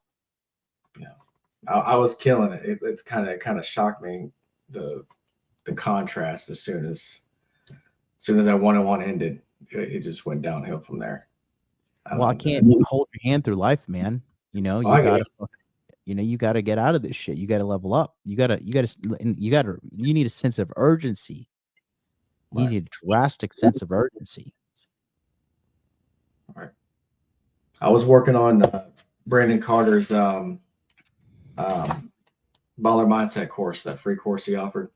Look, I get it. It's great, but the number one thing you need to focus on right now is getting a skill that's going to get you out of that fucking factory at 33 years old. Yeah. I mean, construction's good. What I'm in now, it's a pretty good spot. They got a bunch of jobs that need to be filled. It'd be nice to get into the IT department. That's another thing Cyber could probably help me with if I want to, try to move on up in the company that I'm at. I mean, they're always going to need cybersecurity professionals. I mean, a lot of their systems go down all the time. Well, look, when did we start getting you on the certification grind? When was that? That was about a year ago, right? December. Yeah, November. I think it was November through January is when we did it. Right. And then you had all the study material. Right. I still got it. And so it's been a year. Right. Yeah. And what have you been doing the whole fucking year, man? Working. I mean, trying to keep up with my body as well. It's retaining that information is challenging. It's really challenging. I assure you, working in this fucking factory until you're 40 and 50 is going to be way more challenging. Yeah. Things that are worth doing are hard. Right. I understand that. So I don't know if you need to look at another industry or something, but if you don't change, if you don't take, I mean, good look, man, it's been a fucking year, bro. You could have acquired some kind of skill. All right. You say $1,600 is a large amount of money, brother. You could get a part-time job. What do you how many days a week do you work? About 50. How many days a week do you work? 5 days a week. And what do you do on the weekends?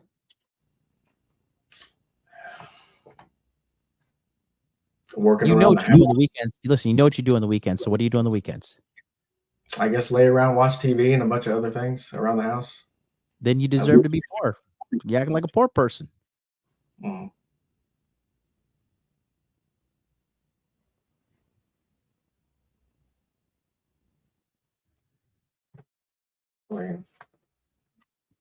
I mean, here's your free consultation. This is it. Like, you know, what you're 33 years old. You're making not what you want to make. You say retaining this information is hard, but you're not even studying on the weekends. You're laying around watching TV. You know, you live in a house with your mom, right? Right. So how do you expect to make a change if you're you don't have the right to hang out on the weekends right now, bro, if you want to get ahead? I was looking for a second job earlier as well. Oh, so how long you been looking for a job? A year? Yeah. I mean, do what? So it's been a year and you have not been able to land a second job. No, like every single day I'm on Indeed, it's ZipRecruiter and LinkedIn at work when I have spare time applying for shit. I don't know. I looked at my resume again. I think you still have mine. I may have to just take a second look at that. And sorry, but I just either you're literally retarded if you couldn't get a second job in a year's time, or you're lying to me. So I'm not lying. I have 99 plus jobs applied for on Indeed right now. Okay, in a year's time? Probably within the past 6 months, actually. Okay, well then, you could apply to 99 jobs in a day, bro. Yeah. Sorry, but I'm not going to sit here and believe the fact that you've been trying to get studying done in a year and you haven't done it, and you've been trying to get a second job for a year and you haven't done it. I don't believe that.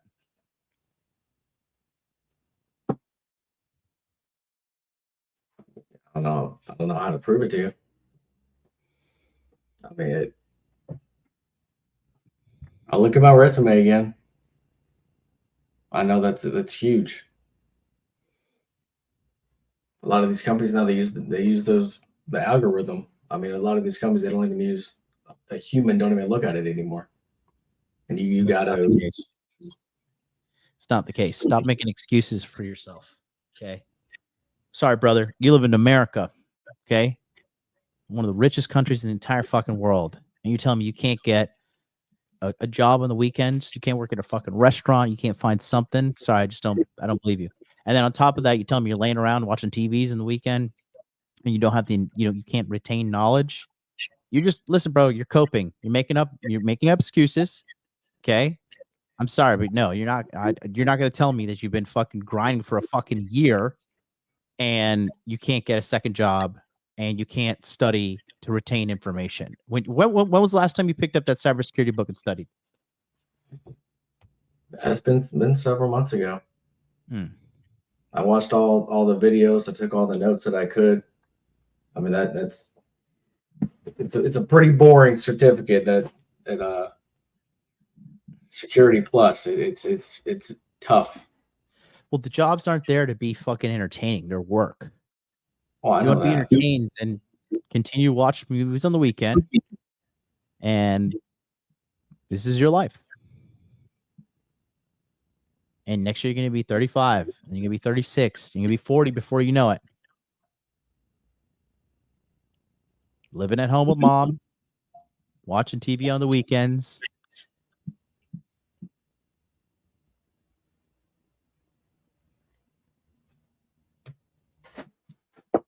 Man, what do you want me to do? Pick up cyber again? Brother, this is your life. I'm not your God. I'm not your entity to tell you what to do. You have to decide what you want to do. But you don't like this job, and I told you that becoming a pen tester, studying cybersecurity certifications, yeah, it will be hard. But if you haven't touched your study material in several months and you're telling me I can't retain the knowledge, I mean, bro, you're just lying. You're lying to yourself. I legitimately tried. Huh? I legitimately tried. No, you didn't. Not just sitting on my computer. Did you take the test? I didn't take the test, no, because I didn't feel comfortable spending that much money on something that I didn't know 110%. I mean, it's a pretty expensive test, actually. How much is it? I think it's like $150. That's not expensive, bro. You're broke. Well, you could deliver pizzas. You could go work at a restaurant. You could go pick up a construction job on the weekends. You could learn how to hang drywall. You could go learn how to be a welder. There are opportunities everywhere around you. You are not taking action because you don't care. That's the bottom line. Okay, because at the end of the day, determinism determines it all. And you just haven't valued getting ahead in life. You value hanging out at home and doing what you've been doing because that's what you've been doing. Because we're all going to do what we want to do. So you got to get to a point where you're in enough pain and suffering that it forces you to change. But your life is just too easy and comfortable right now.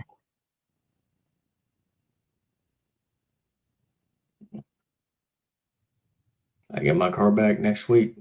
So hit the pavement. Cool. I had an accident a month ago, so I've been waiting. I haven't been able to go anywhere.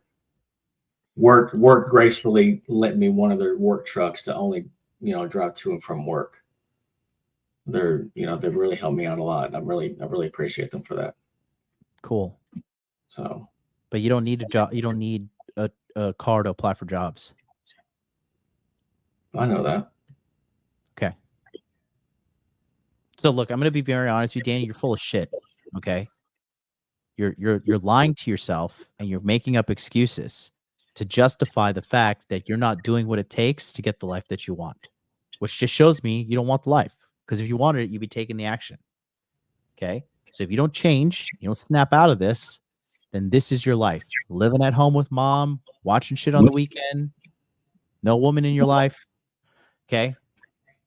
That's your life, pal. So I got to go. We'll talk soon. All right, man. All right. Bye-bye. All right, Rafferty, go ahead. Hey, what's up, John? How you doing? Hey. So I'm going to keep it quick just because I'm working tonight.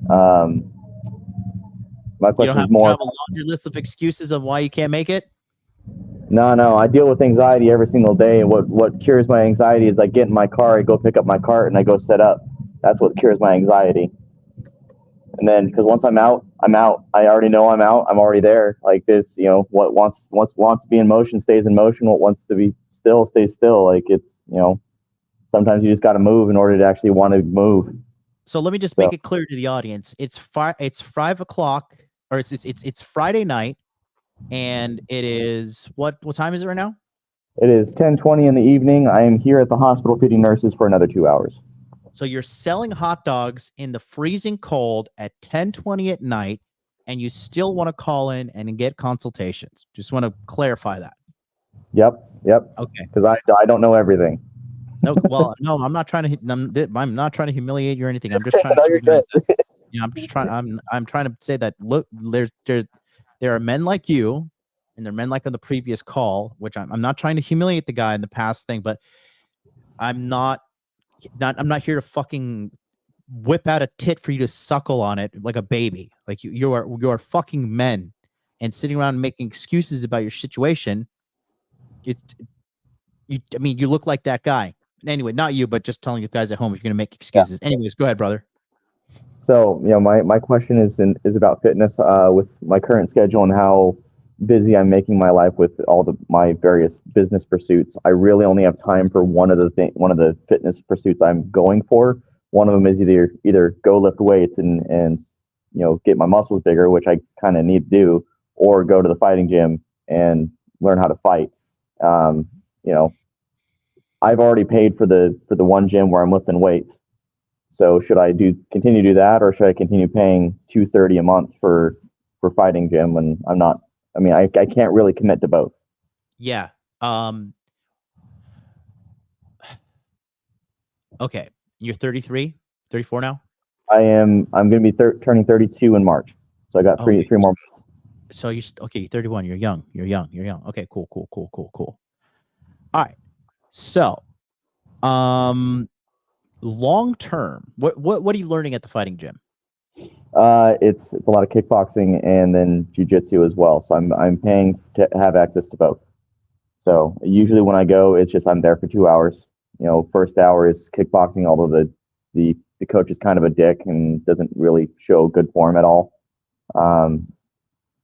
according to many of the other coaches there. But the jiu-jitsu guy is actually phenomenal. So it's really, really grade A coaching. So I am going to be getting good coaching out of it no matter what, to some degree. But, you know, do I continue to flush money down the toilet because I can't commit to both? Or yeah. So, okay, long term, I'll tell you that the dividends of confidence that knowing how to fight pays to you is phenomenal. And on top of that, the exercise quality that you get when you go to kickboxing lesson is phenomenal for an entrepreneur. Like, for example, I did a lesson yesterday. So I wear a H1 Polar heart rate monitor, and it's the most accurate heart rate monitor in the world.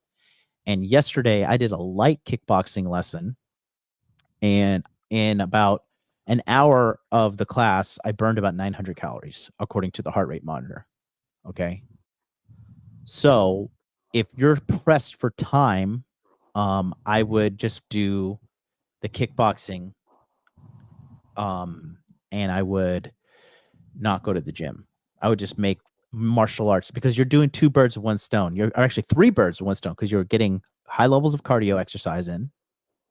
Yeah. With kickboxing and jujitsu, you're getting muscle training, and you're learning the skill of combat. Now, if the guy's a dick, that's a problem. You might want to look at another gym. Also, if right now, for you, to be honest with you, if you just reduced it just to kickboxing, that's more than enough. You go to kickboxing 3 times a week. It's more than enough, and do some sparring. Okay. Yeah. But if the guy's a dick, that's a huge problem. Because if the guy is just an asshole to you, like nobody wants to be around an asshole, and then you get into the toxic energy shit. And if you just think that going to the gym is going to be fine for now, do it. But I'm just telling you, if you do the kickboxing, it's cardio, it's strength, it's skill, and on top of that, you get confidence as well. Yeah. But then gym is just lift weights, and you're not really, nobody's really holding you accountable. You can't really drag ass in a kickboxing lesson, because the gym though has the sauna I like, as well as really nice cold showers. They don't have a cold plunge, but they have the coldest showers that I can find around. So, that part is nice. So that's where my big dilemma comes in, because it's actually a pretty good gym.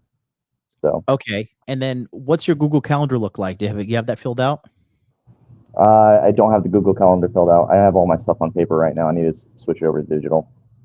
You should pop into monthly coaching, because at the money that you're making, we need to optimize now. And you can afford $150 a month. Yeah. This month has just been kind of shit. I think it's because it's Christmas time. Yeah, but I mean, you're doing it's like, it's not a rare thing for you to hit 5 figures a month, right? Yeah, it's I haven't hit 5 figures a month yet. So, but I'm looking. Okay.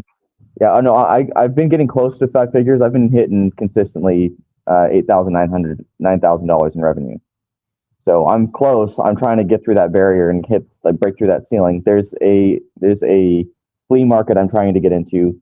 It's got thousands of Hispanic people going there every weekend. So if I can get into that, that's gonna bust me through real fast. So, but it's very, very high demand. So right after I'm done here, it's 12:30. I got to go home, or I have to go wash dishes, go home, get back up at 6 a.m. and get out there and get in line, because I already know. Yeah, because you have to book your spot a week in advance for that. So. Okay. So yeah, it's gonna be rough, but I have plans. I have plans of attack, and I'm constantly trying to source different leads for events and whatnot. And I've noticed that baseball games, soccer games, all make me the most money. Maybe this flea market will be my best course of action going forward too. Okay. So. Yeah, do me a favor. You want to get everything on a Google Calendar, man, because you're at that level. Like, you can't be freestyling your time and schedule anymore. Yep. So, yeah, I'm going to be working on getting that done this week. So. And then, how long have you been operating and selling hot dogs now for? Since March 17th. I'm coming up on the year mark. This is the slow season. I'm getting through the slow season right now. So it's going to start kicking back up here late January. Dude, you don't even have a fucking year of experience under your belt, and you're already crushing it, bro. You're on the path. Now it's just maintaining and scaling and optimizing. Yep. So yeah, as long as I get into the flea market, and if it goes the way I want it to, I can scale it real easy. It's going to work. So. Okay. Cool, man. Then I think in regards to the gym, or is it a money issue, or is it a time issue? It's a little bit of both, because I've already paid for the gym. I paid $300 for an entire year. Whereas the MMA, I'm paying $230 for, per month. But what if you cut it down to kickboxing only?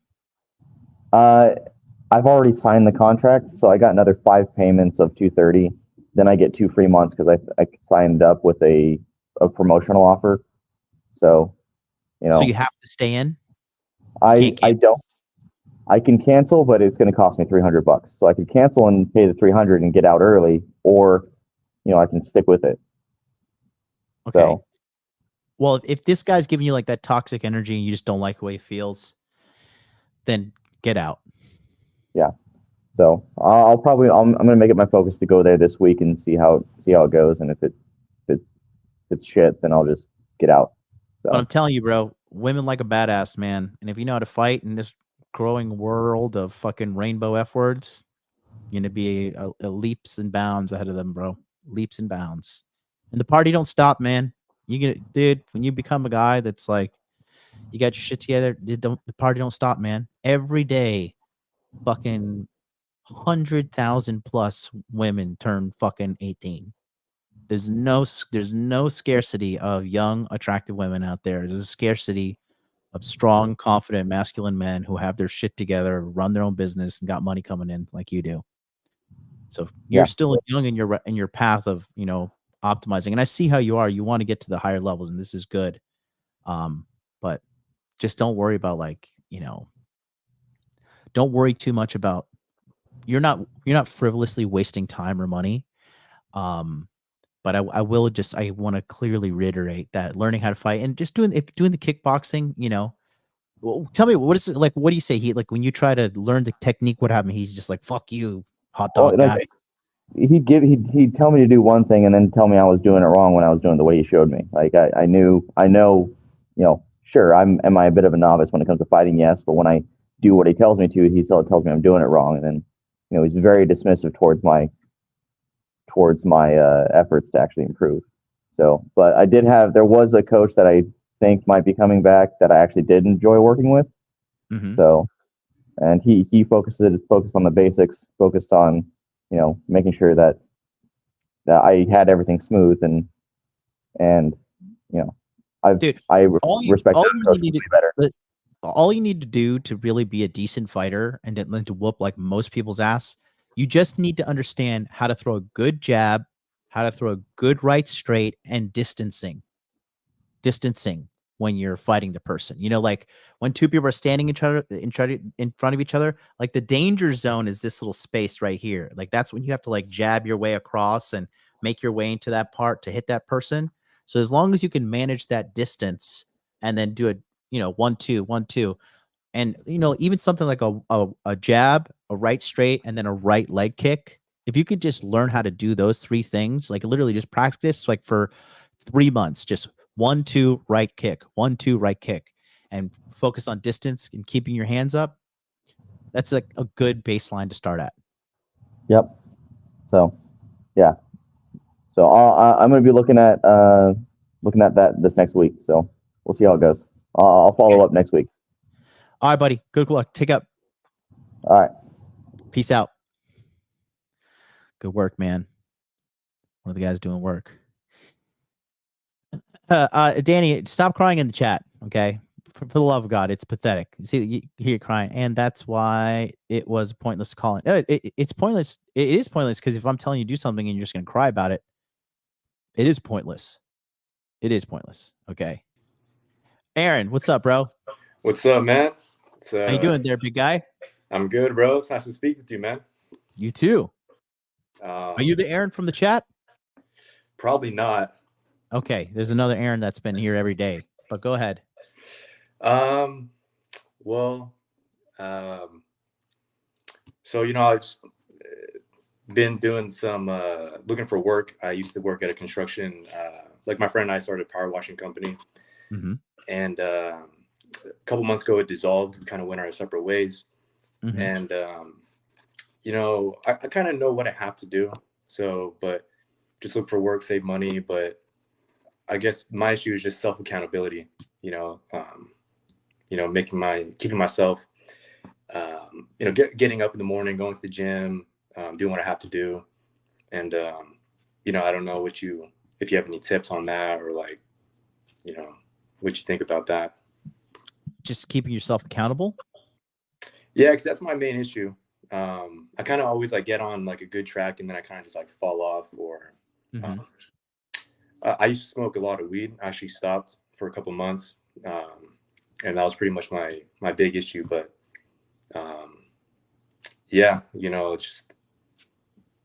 that's my main issue. Just keep myself accountable, honestly. Do you live home with your parents? I do. Yeah, that's a big reason why you have no reason truly to stay accountable to yourself, because there's no danger of true failure. Mm-hmm. How old are you? I'm 25. And where do you live? In Central California. Where? In Tracy. Tracy? Yeah. Okay. And what do you do for a living right now? Nothing right now, but I'm looking for work. And your mom and dad pay your bills? No, I pay the bills. I'm actually in the negative right now. How you paying? Not right now. I'm just overdrafted. Okay. And do you have a degree or anything? No degree. I just went straight to work after school. And so what have you been doing since 18? A lot of different sales jobs.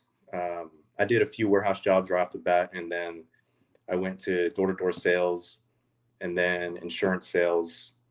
And then after that, I went to solar sales, and then all of that happened from I think like 19 to 23. And then from 23 to 25, I was doing the pressure washing company with my friend. And I think one issue I had was bad money management. So then when everything kind of fell through, it put me in this position. And so I agree, being with my family does kind of give me that safety net. Yeah, so right now, after that company fell through, I try to do painting on my own. And then after that fell through, I did some e-commerce, started that up, but that didn't really go anywhere. So now I'm looking for just a job right now to get me by. But I was looking into getting into the police force, but since I smoked as of No, don't be a police officer. Do not. Okay. Why do you say that? Because you can fucking die. Mm-hmm. They give you a gun for a reason. True. What do your parents do for a living, Aaron? My dad's a software developer, and my mom's just at a warehouse job. So why don't you become a software developer like your father? I never liked that kind of work. I don't really like sitting down, like looking at a screen too much, and I've always kind of been like a physical kind of work. So what do you want to do then? Well, for most of my life, I actually wanted to be a cop, but I wanted to get into construction, which I did for a little bit, but that's my other issue. I kind of don't really have any direction, honestly. Well, yeah, because you're jumping from thing to thing. You're not gonna, you're gonna, if you don't stick with something, you're gonna wake up one day, be 35, and have no skills. You got to stick with something through thick and thin. Mm-hmm. Definitely. Well, how long did you do the e-commerce thing? I did it actively for about a month and a half. Okay. And then how long did you do the pressure washing thing? That was about, I think, almost 2 years. Mm-hmm. How much money were you making doing that? Each job I was making I think like 150, and like for a couple months I was doing like 3 jobs a week. About like 400, 500 a week. But it wasn't always like that. There are weeks where I did 1 job a week, and then there are weeks where I didn't have any work. So it was very, very volatile. And your parents were supporting you this entire time?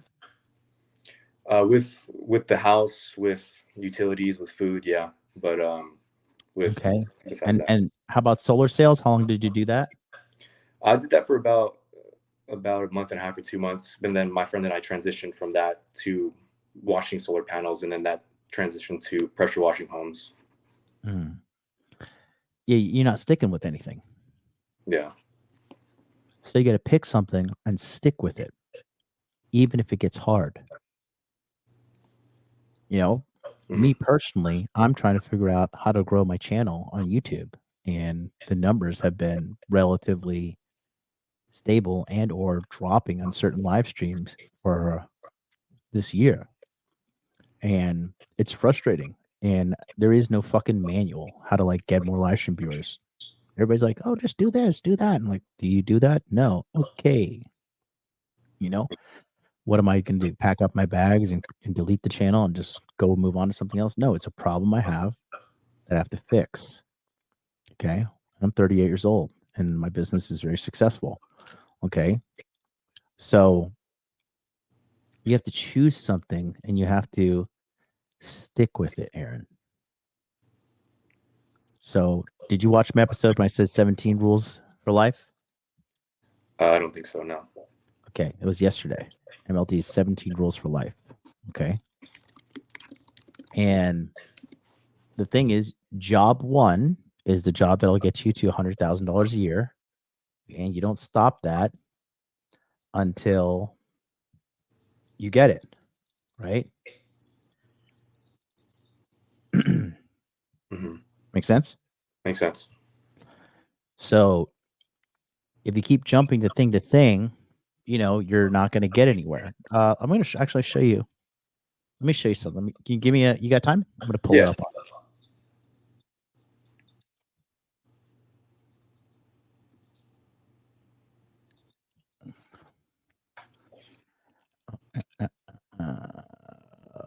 Where? Okay. I'm going to show you something. This is a great video by Alex Hormozy. He talks about this. Okay. Let me show you what you're doing with your life right now. Okay. With your time and attention, okay, pay attention and watch this. And your attention. There's two ways we can allocate it. V1, we do little allocations like this. I'm going to look at crypto. I'm going to look at day trading. I'm going to look at Forex. I'm going to look at flipping houses. I'm going to look at long-term investing in real estate. I'm going to look into Airbnb. I'm going to look into starting an ATM business. I'm going to look at, you get the idea, right? So let's say this is you, and this is your time and attention that you have to pursue any new opportunity. You say, I need 7 income streams because the average millionaire has 7 income streams. So I'm going to spread myself thin between 7 different opportunities. And while I do that, I'm going to be multitasking, trying to fill different cups at the same time with different colors. And I'm somehow going to wait until one of these things takes off, right? I have to see which ones of these will work. But the reality is, it's not which of these ones will work. Any of them could work if you put the work in, but you have to reach a threshold. Once you get to the top, the extra cash starts spilling over and you actually have a profitable opportunity. Which one of these cups is closer to spilling over? You going in on one thing or you spreading yourself between 7? And the reason that this myth continues to proliferate is because it's absolutely true that people who are the wealthiest have multiple income streams. But what's not true is about how they got there. The wealthiest people in the world go all in on one income stream and they keep adding it up over and over and over again until it overflows. And then once it overflows, because they're making so much money from their one opportunity, they then start diversifying back between the other different ways. But they made their wealth. Does that make sense to you? Makes sense. Okay. So look at the guy who called in before you, right? He's been selling hot dogs in the fucking freezing cold and all rain, sleet, or snow. This motherfucker's out there slinging wieners. So Joe, he's in the Masculine Empowerment Network. We was like, where are you slinging wieners today, bro? And his first hot dog cart, he took forever to fucking raise the money on it. And he raised the money. And his first hot dog cart, after he made money, he had it stolen. Somebody stole his cart. Damn. After he made like fucking couple grand on his first month. And then he was completely set back. And did he sit around and cry and write a diatribe and go black pill? No, he's like, fuck it. I'm gonna carry a gun with me now. Somebody takes my goddamn fucking hot dog cart. I'm gonna shoot him. You know. Wow. And he's coming up on his first year. You know, he's making $8,000 to $9,000 a month revenue. Well, what's the cost? You know, bread, bottle of ketchup, mustard, mayonnaise, relish, hot dogs. Right. And he started experimenting a little bit selling hamburgers. And he's like, holy shit, hamburgers work too. Now is he gonna stop all this? I'm like, okay, now I want to learn how to be a crypto trader. No. Right. He's out there Friday night, 31-year-old man selling hot dogs. He's gonna sell to like, you know, till fucking wee hours in the morning, go home, wash up, take a couple hours of nap, and then wake up 6 a.m., go to the flea market, try to get a bid for next week. He's not crying about sleep, and I'm not saying you are, but you see the mindset that I'm trying to convey to you, Aaron? Yeah. He's not sitting around. Oh, I want to watch my favorite Netflix show. I want my mommy to braid my hair. No. He's getting out there and he's putting in the work that needs to be done. And he's putting all his effort points, time and attention into one skill, selling and distributing hot dogs. And he's collecting that database in his mind. And guess what? Check this out, right? Let's say he does this until he's 35, and then he has like 10, 20 people working for him, and he's making $50,000 a month. Then you know what he can do? He could go on YouTube and be like, hey, man, I'm the fucking wiener slinger. Welcome to my hot dog business, and then he can get on there, and then he can now sell the skill he's acquired of making food in the streets. And then you sell that, and then that can be $1 million business, because information products are $1 billion business, right? So it's easy to get $1 million. He's working to hit the 100 first. So you, because you have your parents coddling you with all due love and respect, okay, you know mommy and daddy are going to save you in the back of your head. Okay. So you suggest saving up money and moving out? No, I suggest you picking one fucking thing and sticking with it, bro. That's what I suggest. Okay. Pick one thing and stick with it until you're 30. Okay? Like Andy, who was at the beginning of the call, right? He is been on a long journey with me. I don't know if you saw him. He's the Asian kid with the glasses. And he's been, I was talking to him before he landed his job. He got his job, and it was rough trying to get the job. Now he got it. Now he's having little hiccups at work. It is what it is. It happens to all of us. There's nothing wrong with him. He's just a man going through life, right? But he's sticking with it. And now, because he's stuck with it, he's about to be 25, or he is already 25, but he $100,000 jobs are on the table for him because he's stuck with the coding. He's stuck with the self-development. He's stuck with the rejections. You see what I'm saying? See what you're saying, for sure. And yeah, it's definitely what I need to do. And look at something. If you want to give something, look, here's a couple things, bud. Okay, you have to understand, anything worth doing is gonna be hard. Okay, anything worth doing is gonna be hard. So if you like working with your hands and you like getting out there, bro, move to Florida and go fucking work for a roofing company. And every year when hurricanes come through, fucking payday. Roofs are expensive and they're covered by insurance. And a lot of these roofers are addicted to drugs, addicted to meth, alcoholics. You keep your nose clean, you show up on time, and you master the skill. Endless paydays available for you, bro. For sure. So choose something and stick with it until you're 30. Will do, man. Will do. And that's what I would say. For sure, man. Well, thank you for the advice, bro. And yeah, I think that's pretty much it, man. That's biggest concern, and I think you nailed it. Yeah, man, dude, you're a good-looking kid too. You got a nice deep voice. You got a good fucking square face. You get some money. You get a little fucking life experience under your belt. You're gonna get tons of girls. Thank you. You're welcome. But keep your head up, man. All right. But and let me tell you, get something, stick with it. Because if not, bro, I'm telling you, your life is gonna. Listen to me. I'm 38. You probably think I'm old, right? 38. You think this motherfucker's old, right? It's okay. I know you young shits are judgmental.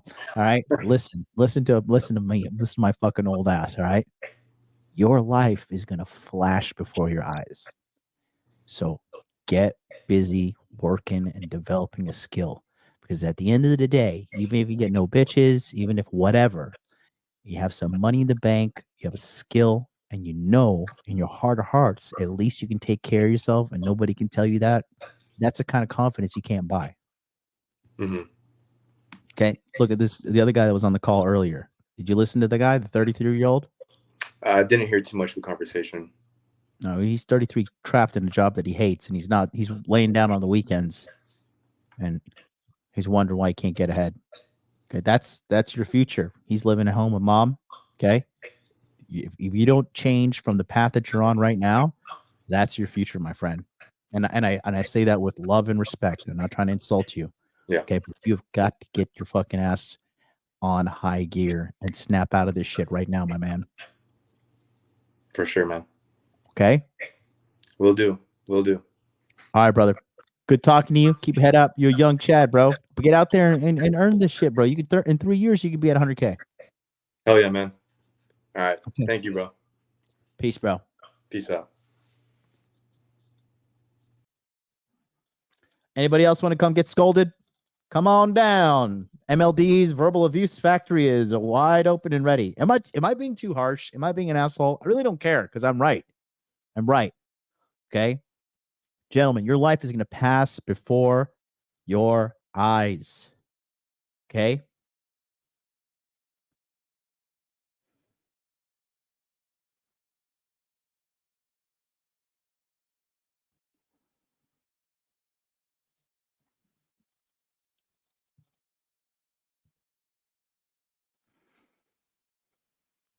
All right.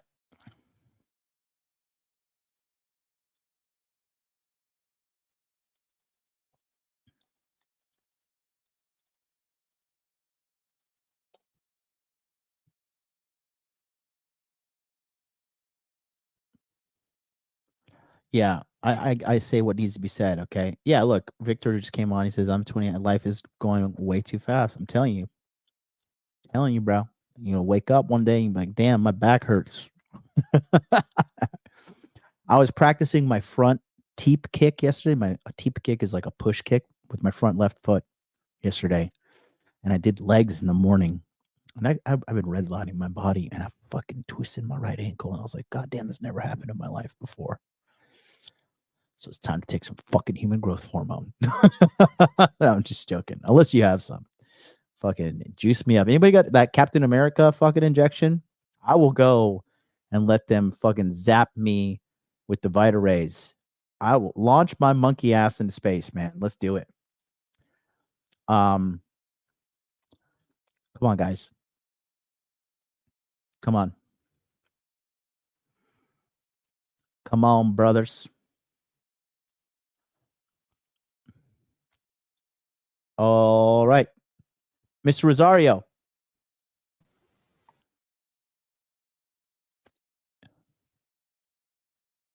You got to unmute yourself, big guy. John, can you hear me?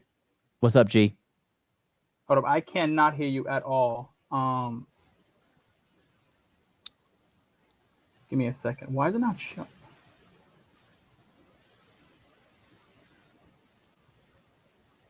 Let me fix my audio for a second. I can hear you. Oh, that's why. In the meantime, Tyler Ball here says M36 and MLD is right. The older you get, the harder the licks hurt that life hits you with. Hold up. Let me set up my camera. I can hear you. That's all that matters. We don't need to see you. Oh, okay. Then what's up, John? Talk to me, G. No, I just wanted to call in and see how everything is. I see all the other guys that came in, and I'm like, damn, some of these guys, like, what the fuck? Holy shit, bro. Damn. It's looking bad out here. Yeah, and for the guys that are killing it, like I tell you guys, come through, man. Talk to me. If you need more help, I can accelerate your help.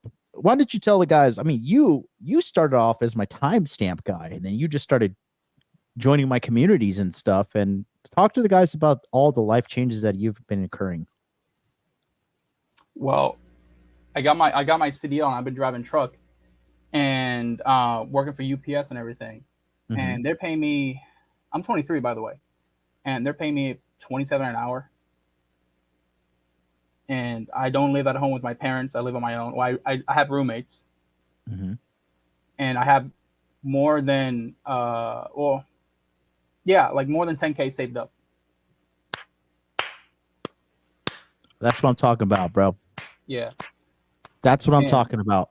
Yeah. And I have a plan, kind of a 2-year plan I don't really like to tell people about this, but I mean, I don't mind telling you. So the plan is in the next 2 years, build up experience driving a truck, and go to college cheap and go into accounting. And by the time I'm 25, right? That's 2 years from now. I'm 23 now. I just turned 23 last month. It's to actually join the military and become a Navy SEALs officer. No. You don't think so? Listen, bro. I know a Navy SEAL. Okay. With all due respect, you're not going to be a Navy SEAL. Why is that? Just trust me, bro.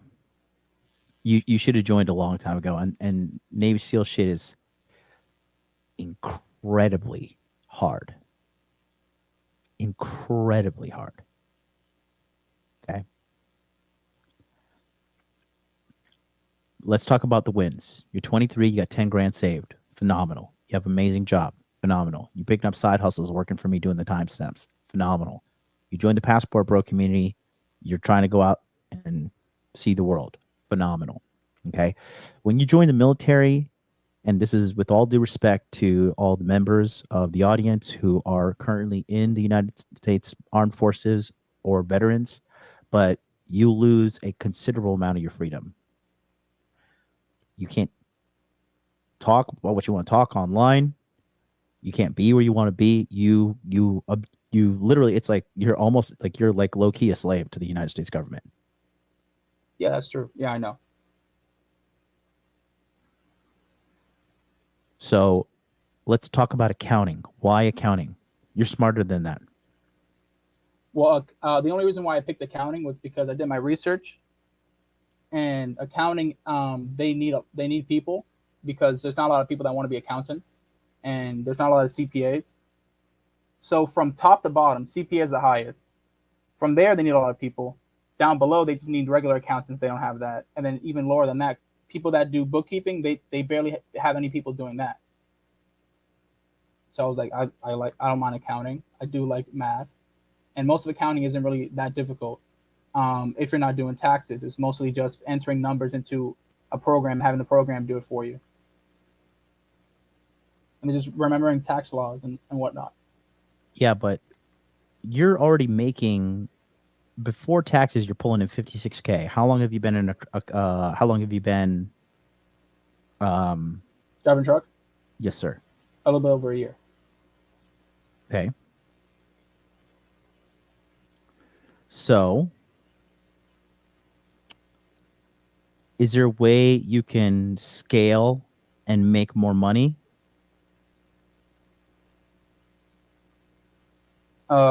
Yeah, like scale your skill set is what I mean. The one I have now, my truck driving skill set. Mm-hmm. I could be an owner operator, have my own truck, and have people drive the trucks for me. What about like getting certificates like the other young man who was on the call with me earlier when he was saying he could get the hat?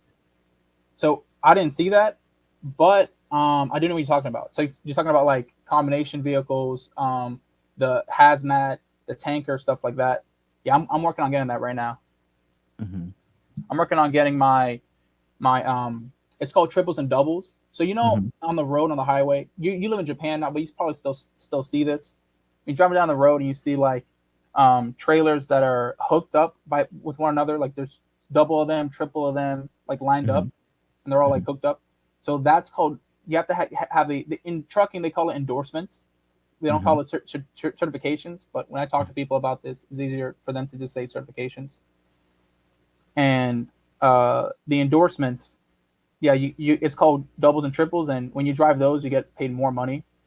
And then even more than that, if you get your hazmat and your tanker together, when you get both of them on your license, it's marked as an X, which means that you have both of them and you could drive them, and that pays a lot more money, yeah, because it's more dangerous.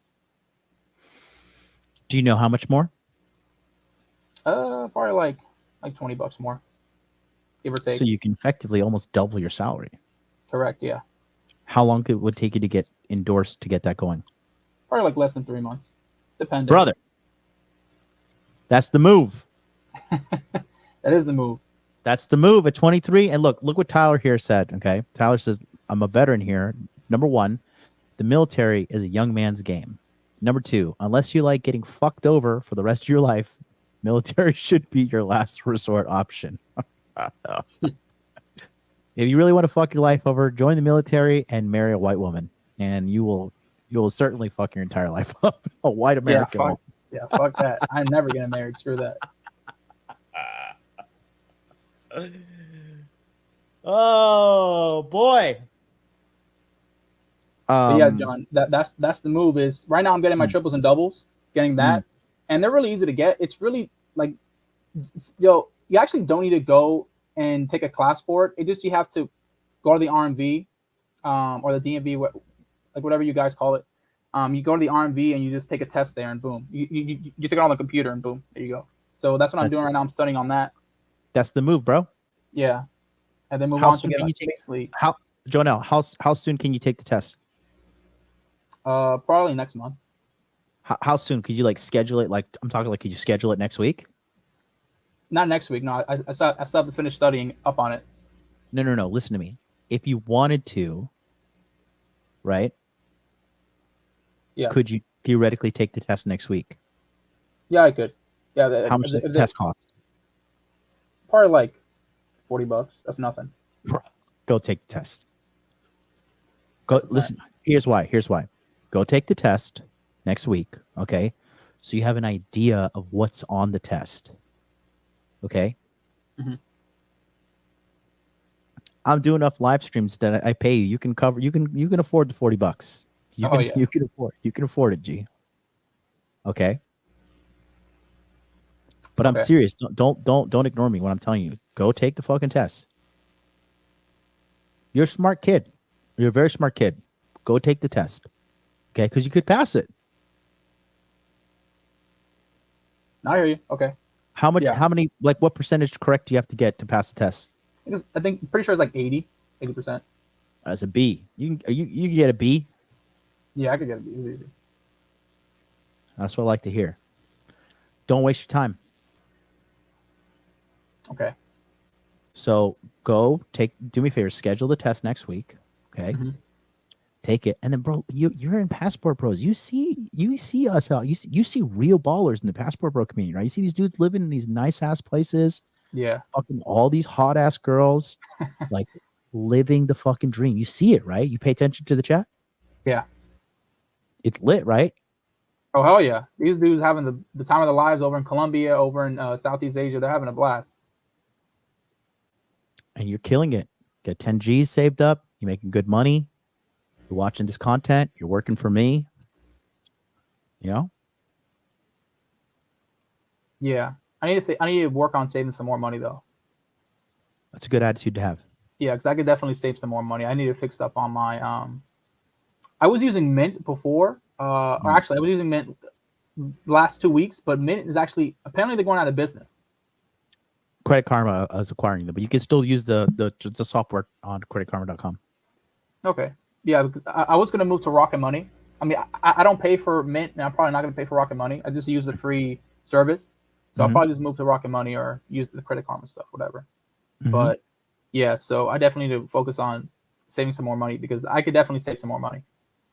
Yeah, and listen, you have a great mindset. You're doing the right thing. You're ahead of the game at 23, but don't do this. No more Navy SEAL talk.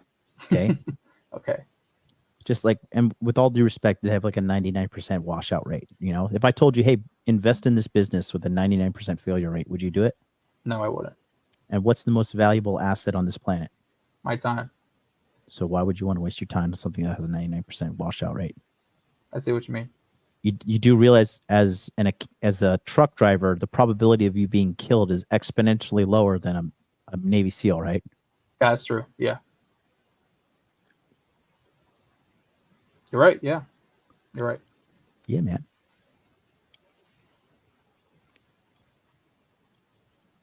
So go take the test next week. I'm going to hold you to it, or I'm not going to pay you for the timestamps, all right? Okay. I'm literally on the RMV website as you're talking. I'm scheduling it right now. I swear to God, you better show me proof that you fucking register. I will withhold your pay.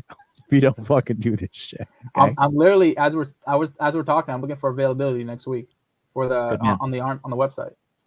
Yes, and listen, you are an above average young man. I'm not just saying that to gas you up for no reason. You're doing very well, and you're on a good path. Okay, stay on it. Make some more money with this truck shit. Get up to 100K, and then think, what's a business I can get into that can get me to $1 million? Like Mateo, the fucking Senor Mateo in the chat. Yeah. Dude's fucking got so much money. He's paragliding and crashing into buildings and breaking his legs and shit. Like, Yeah, I saw that. That's crazy. You know what I mean? Mm-hmm. So you're in a good community with bros that care about you. Listen to me. I know what I'm talking about. And yeah. All right, That's John. all I got. Yeah. Okay. Thank you, man. I appreciate it.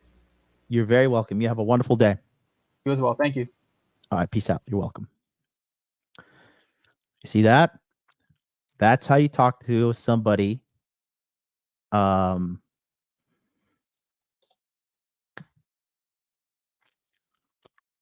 Who's more successful than you and who's giving you advice.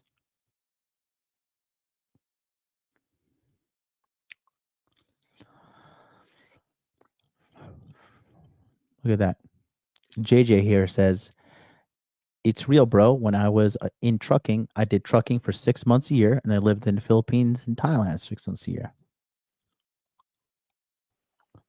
All right, Mr. Henderson. Hello. You're up. Hey, Hi. let's go with the question. So my question is really in terms of like body language that I don't recognize what I'm doing. And I think it's really more of like showcasing like respect and competence, because one problem I have in terms of work or whatever I'm doing is like in the boxing gym, like there are like some people will go, that's the guy.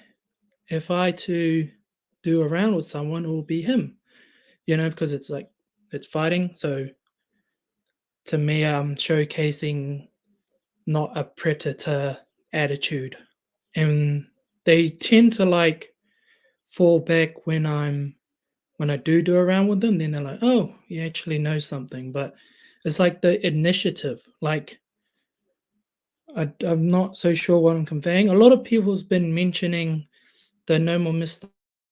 Niceguy book, and another problem I'm having is that people aren't really like respecting my time. So I'm wondering what characteristics I'm doing in my body language, let's say, or my overall attitude that makes them feel that they could just take whatever, or not seeing competence in what I'm doing. So, okay. Because were raised by a single mom, you're because you're a big guy, right? How big are you? I'm 6'4", I'm 127 kilos, and I'm pretty strong with the barbell. So I got 205 I'm deadlift. just talking about your size. You're 6'4" and 127 kilograms. Yeah. Yeah, you're a big motherfucker.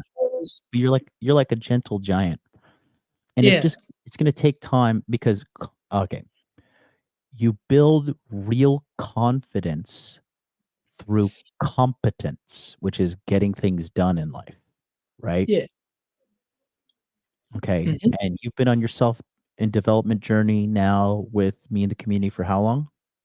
I would say 9 months tops. Bro, you're a baby in the game. You're still getting your feet under you. One thing I would practice is practice speaking from your diaphragm, your stomach, rather than from your throat, because your voice comes off a little bit more higher pitched. Understood. And the reality is,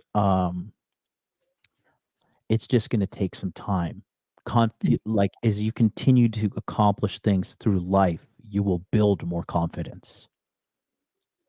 But you're a motherfucking unit, bro. Yes. Yes. You're a unit. And is that a hang on, let me try to do your advice. Is that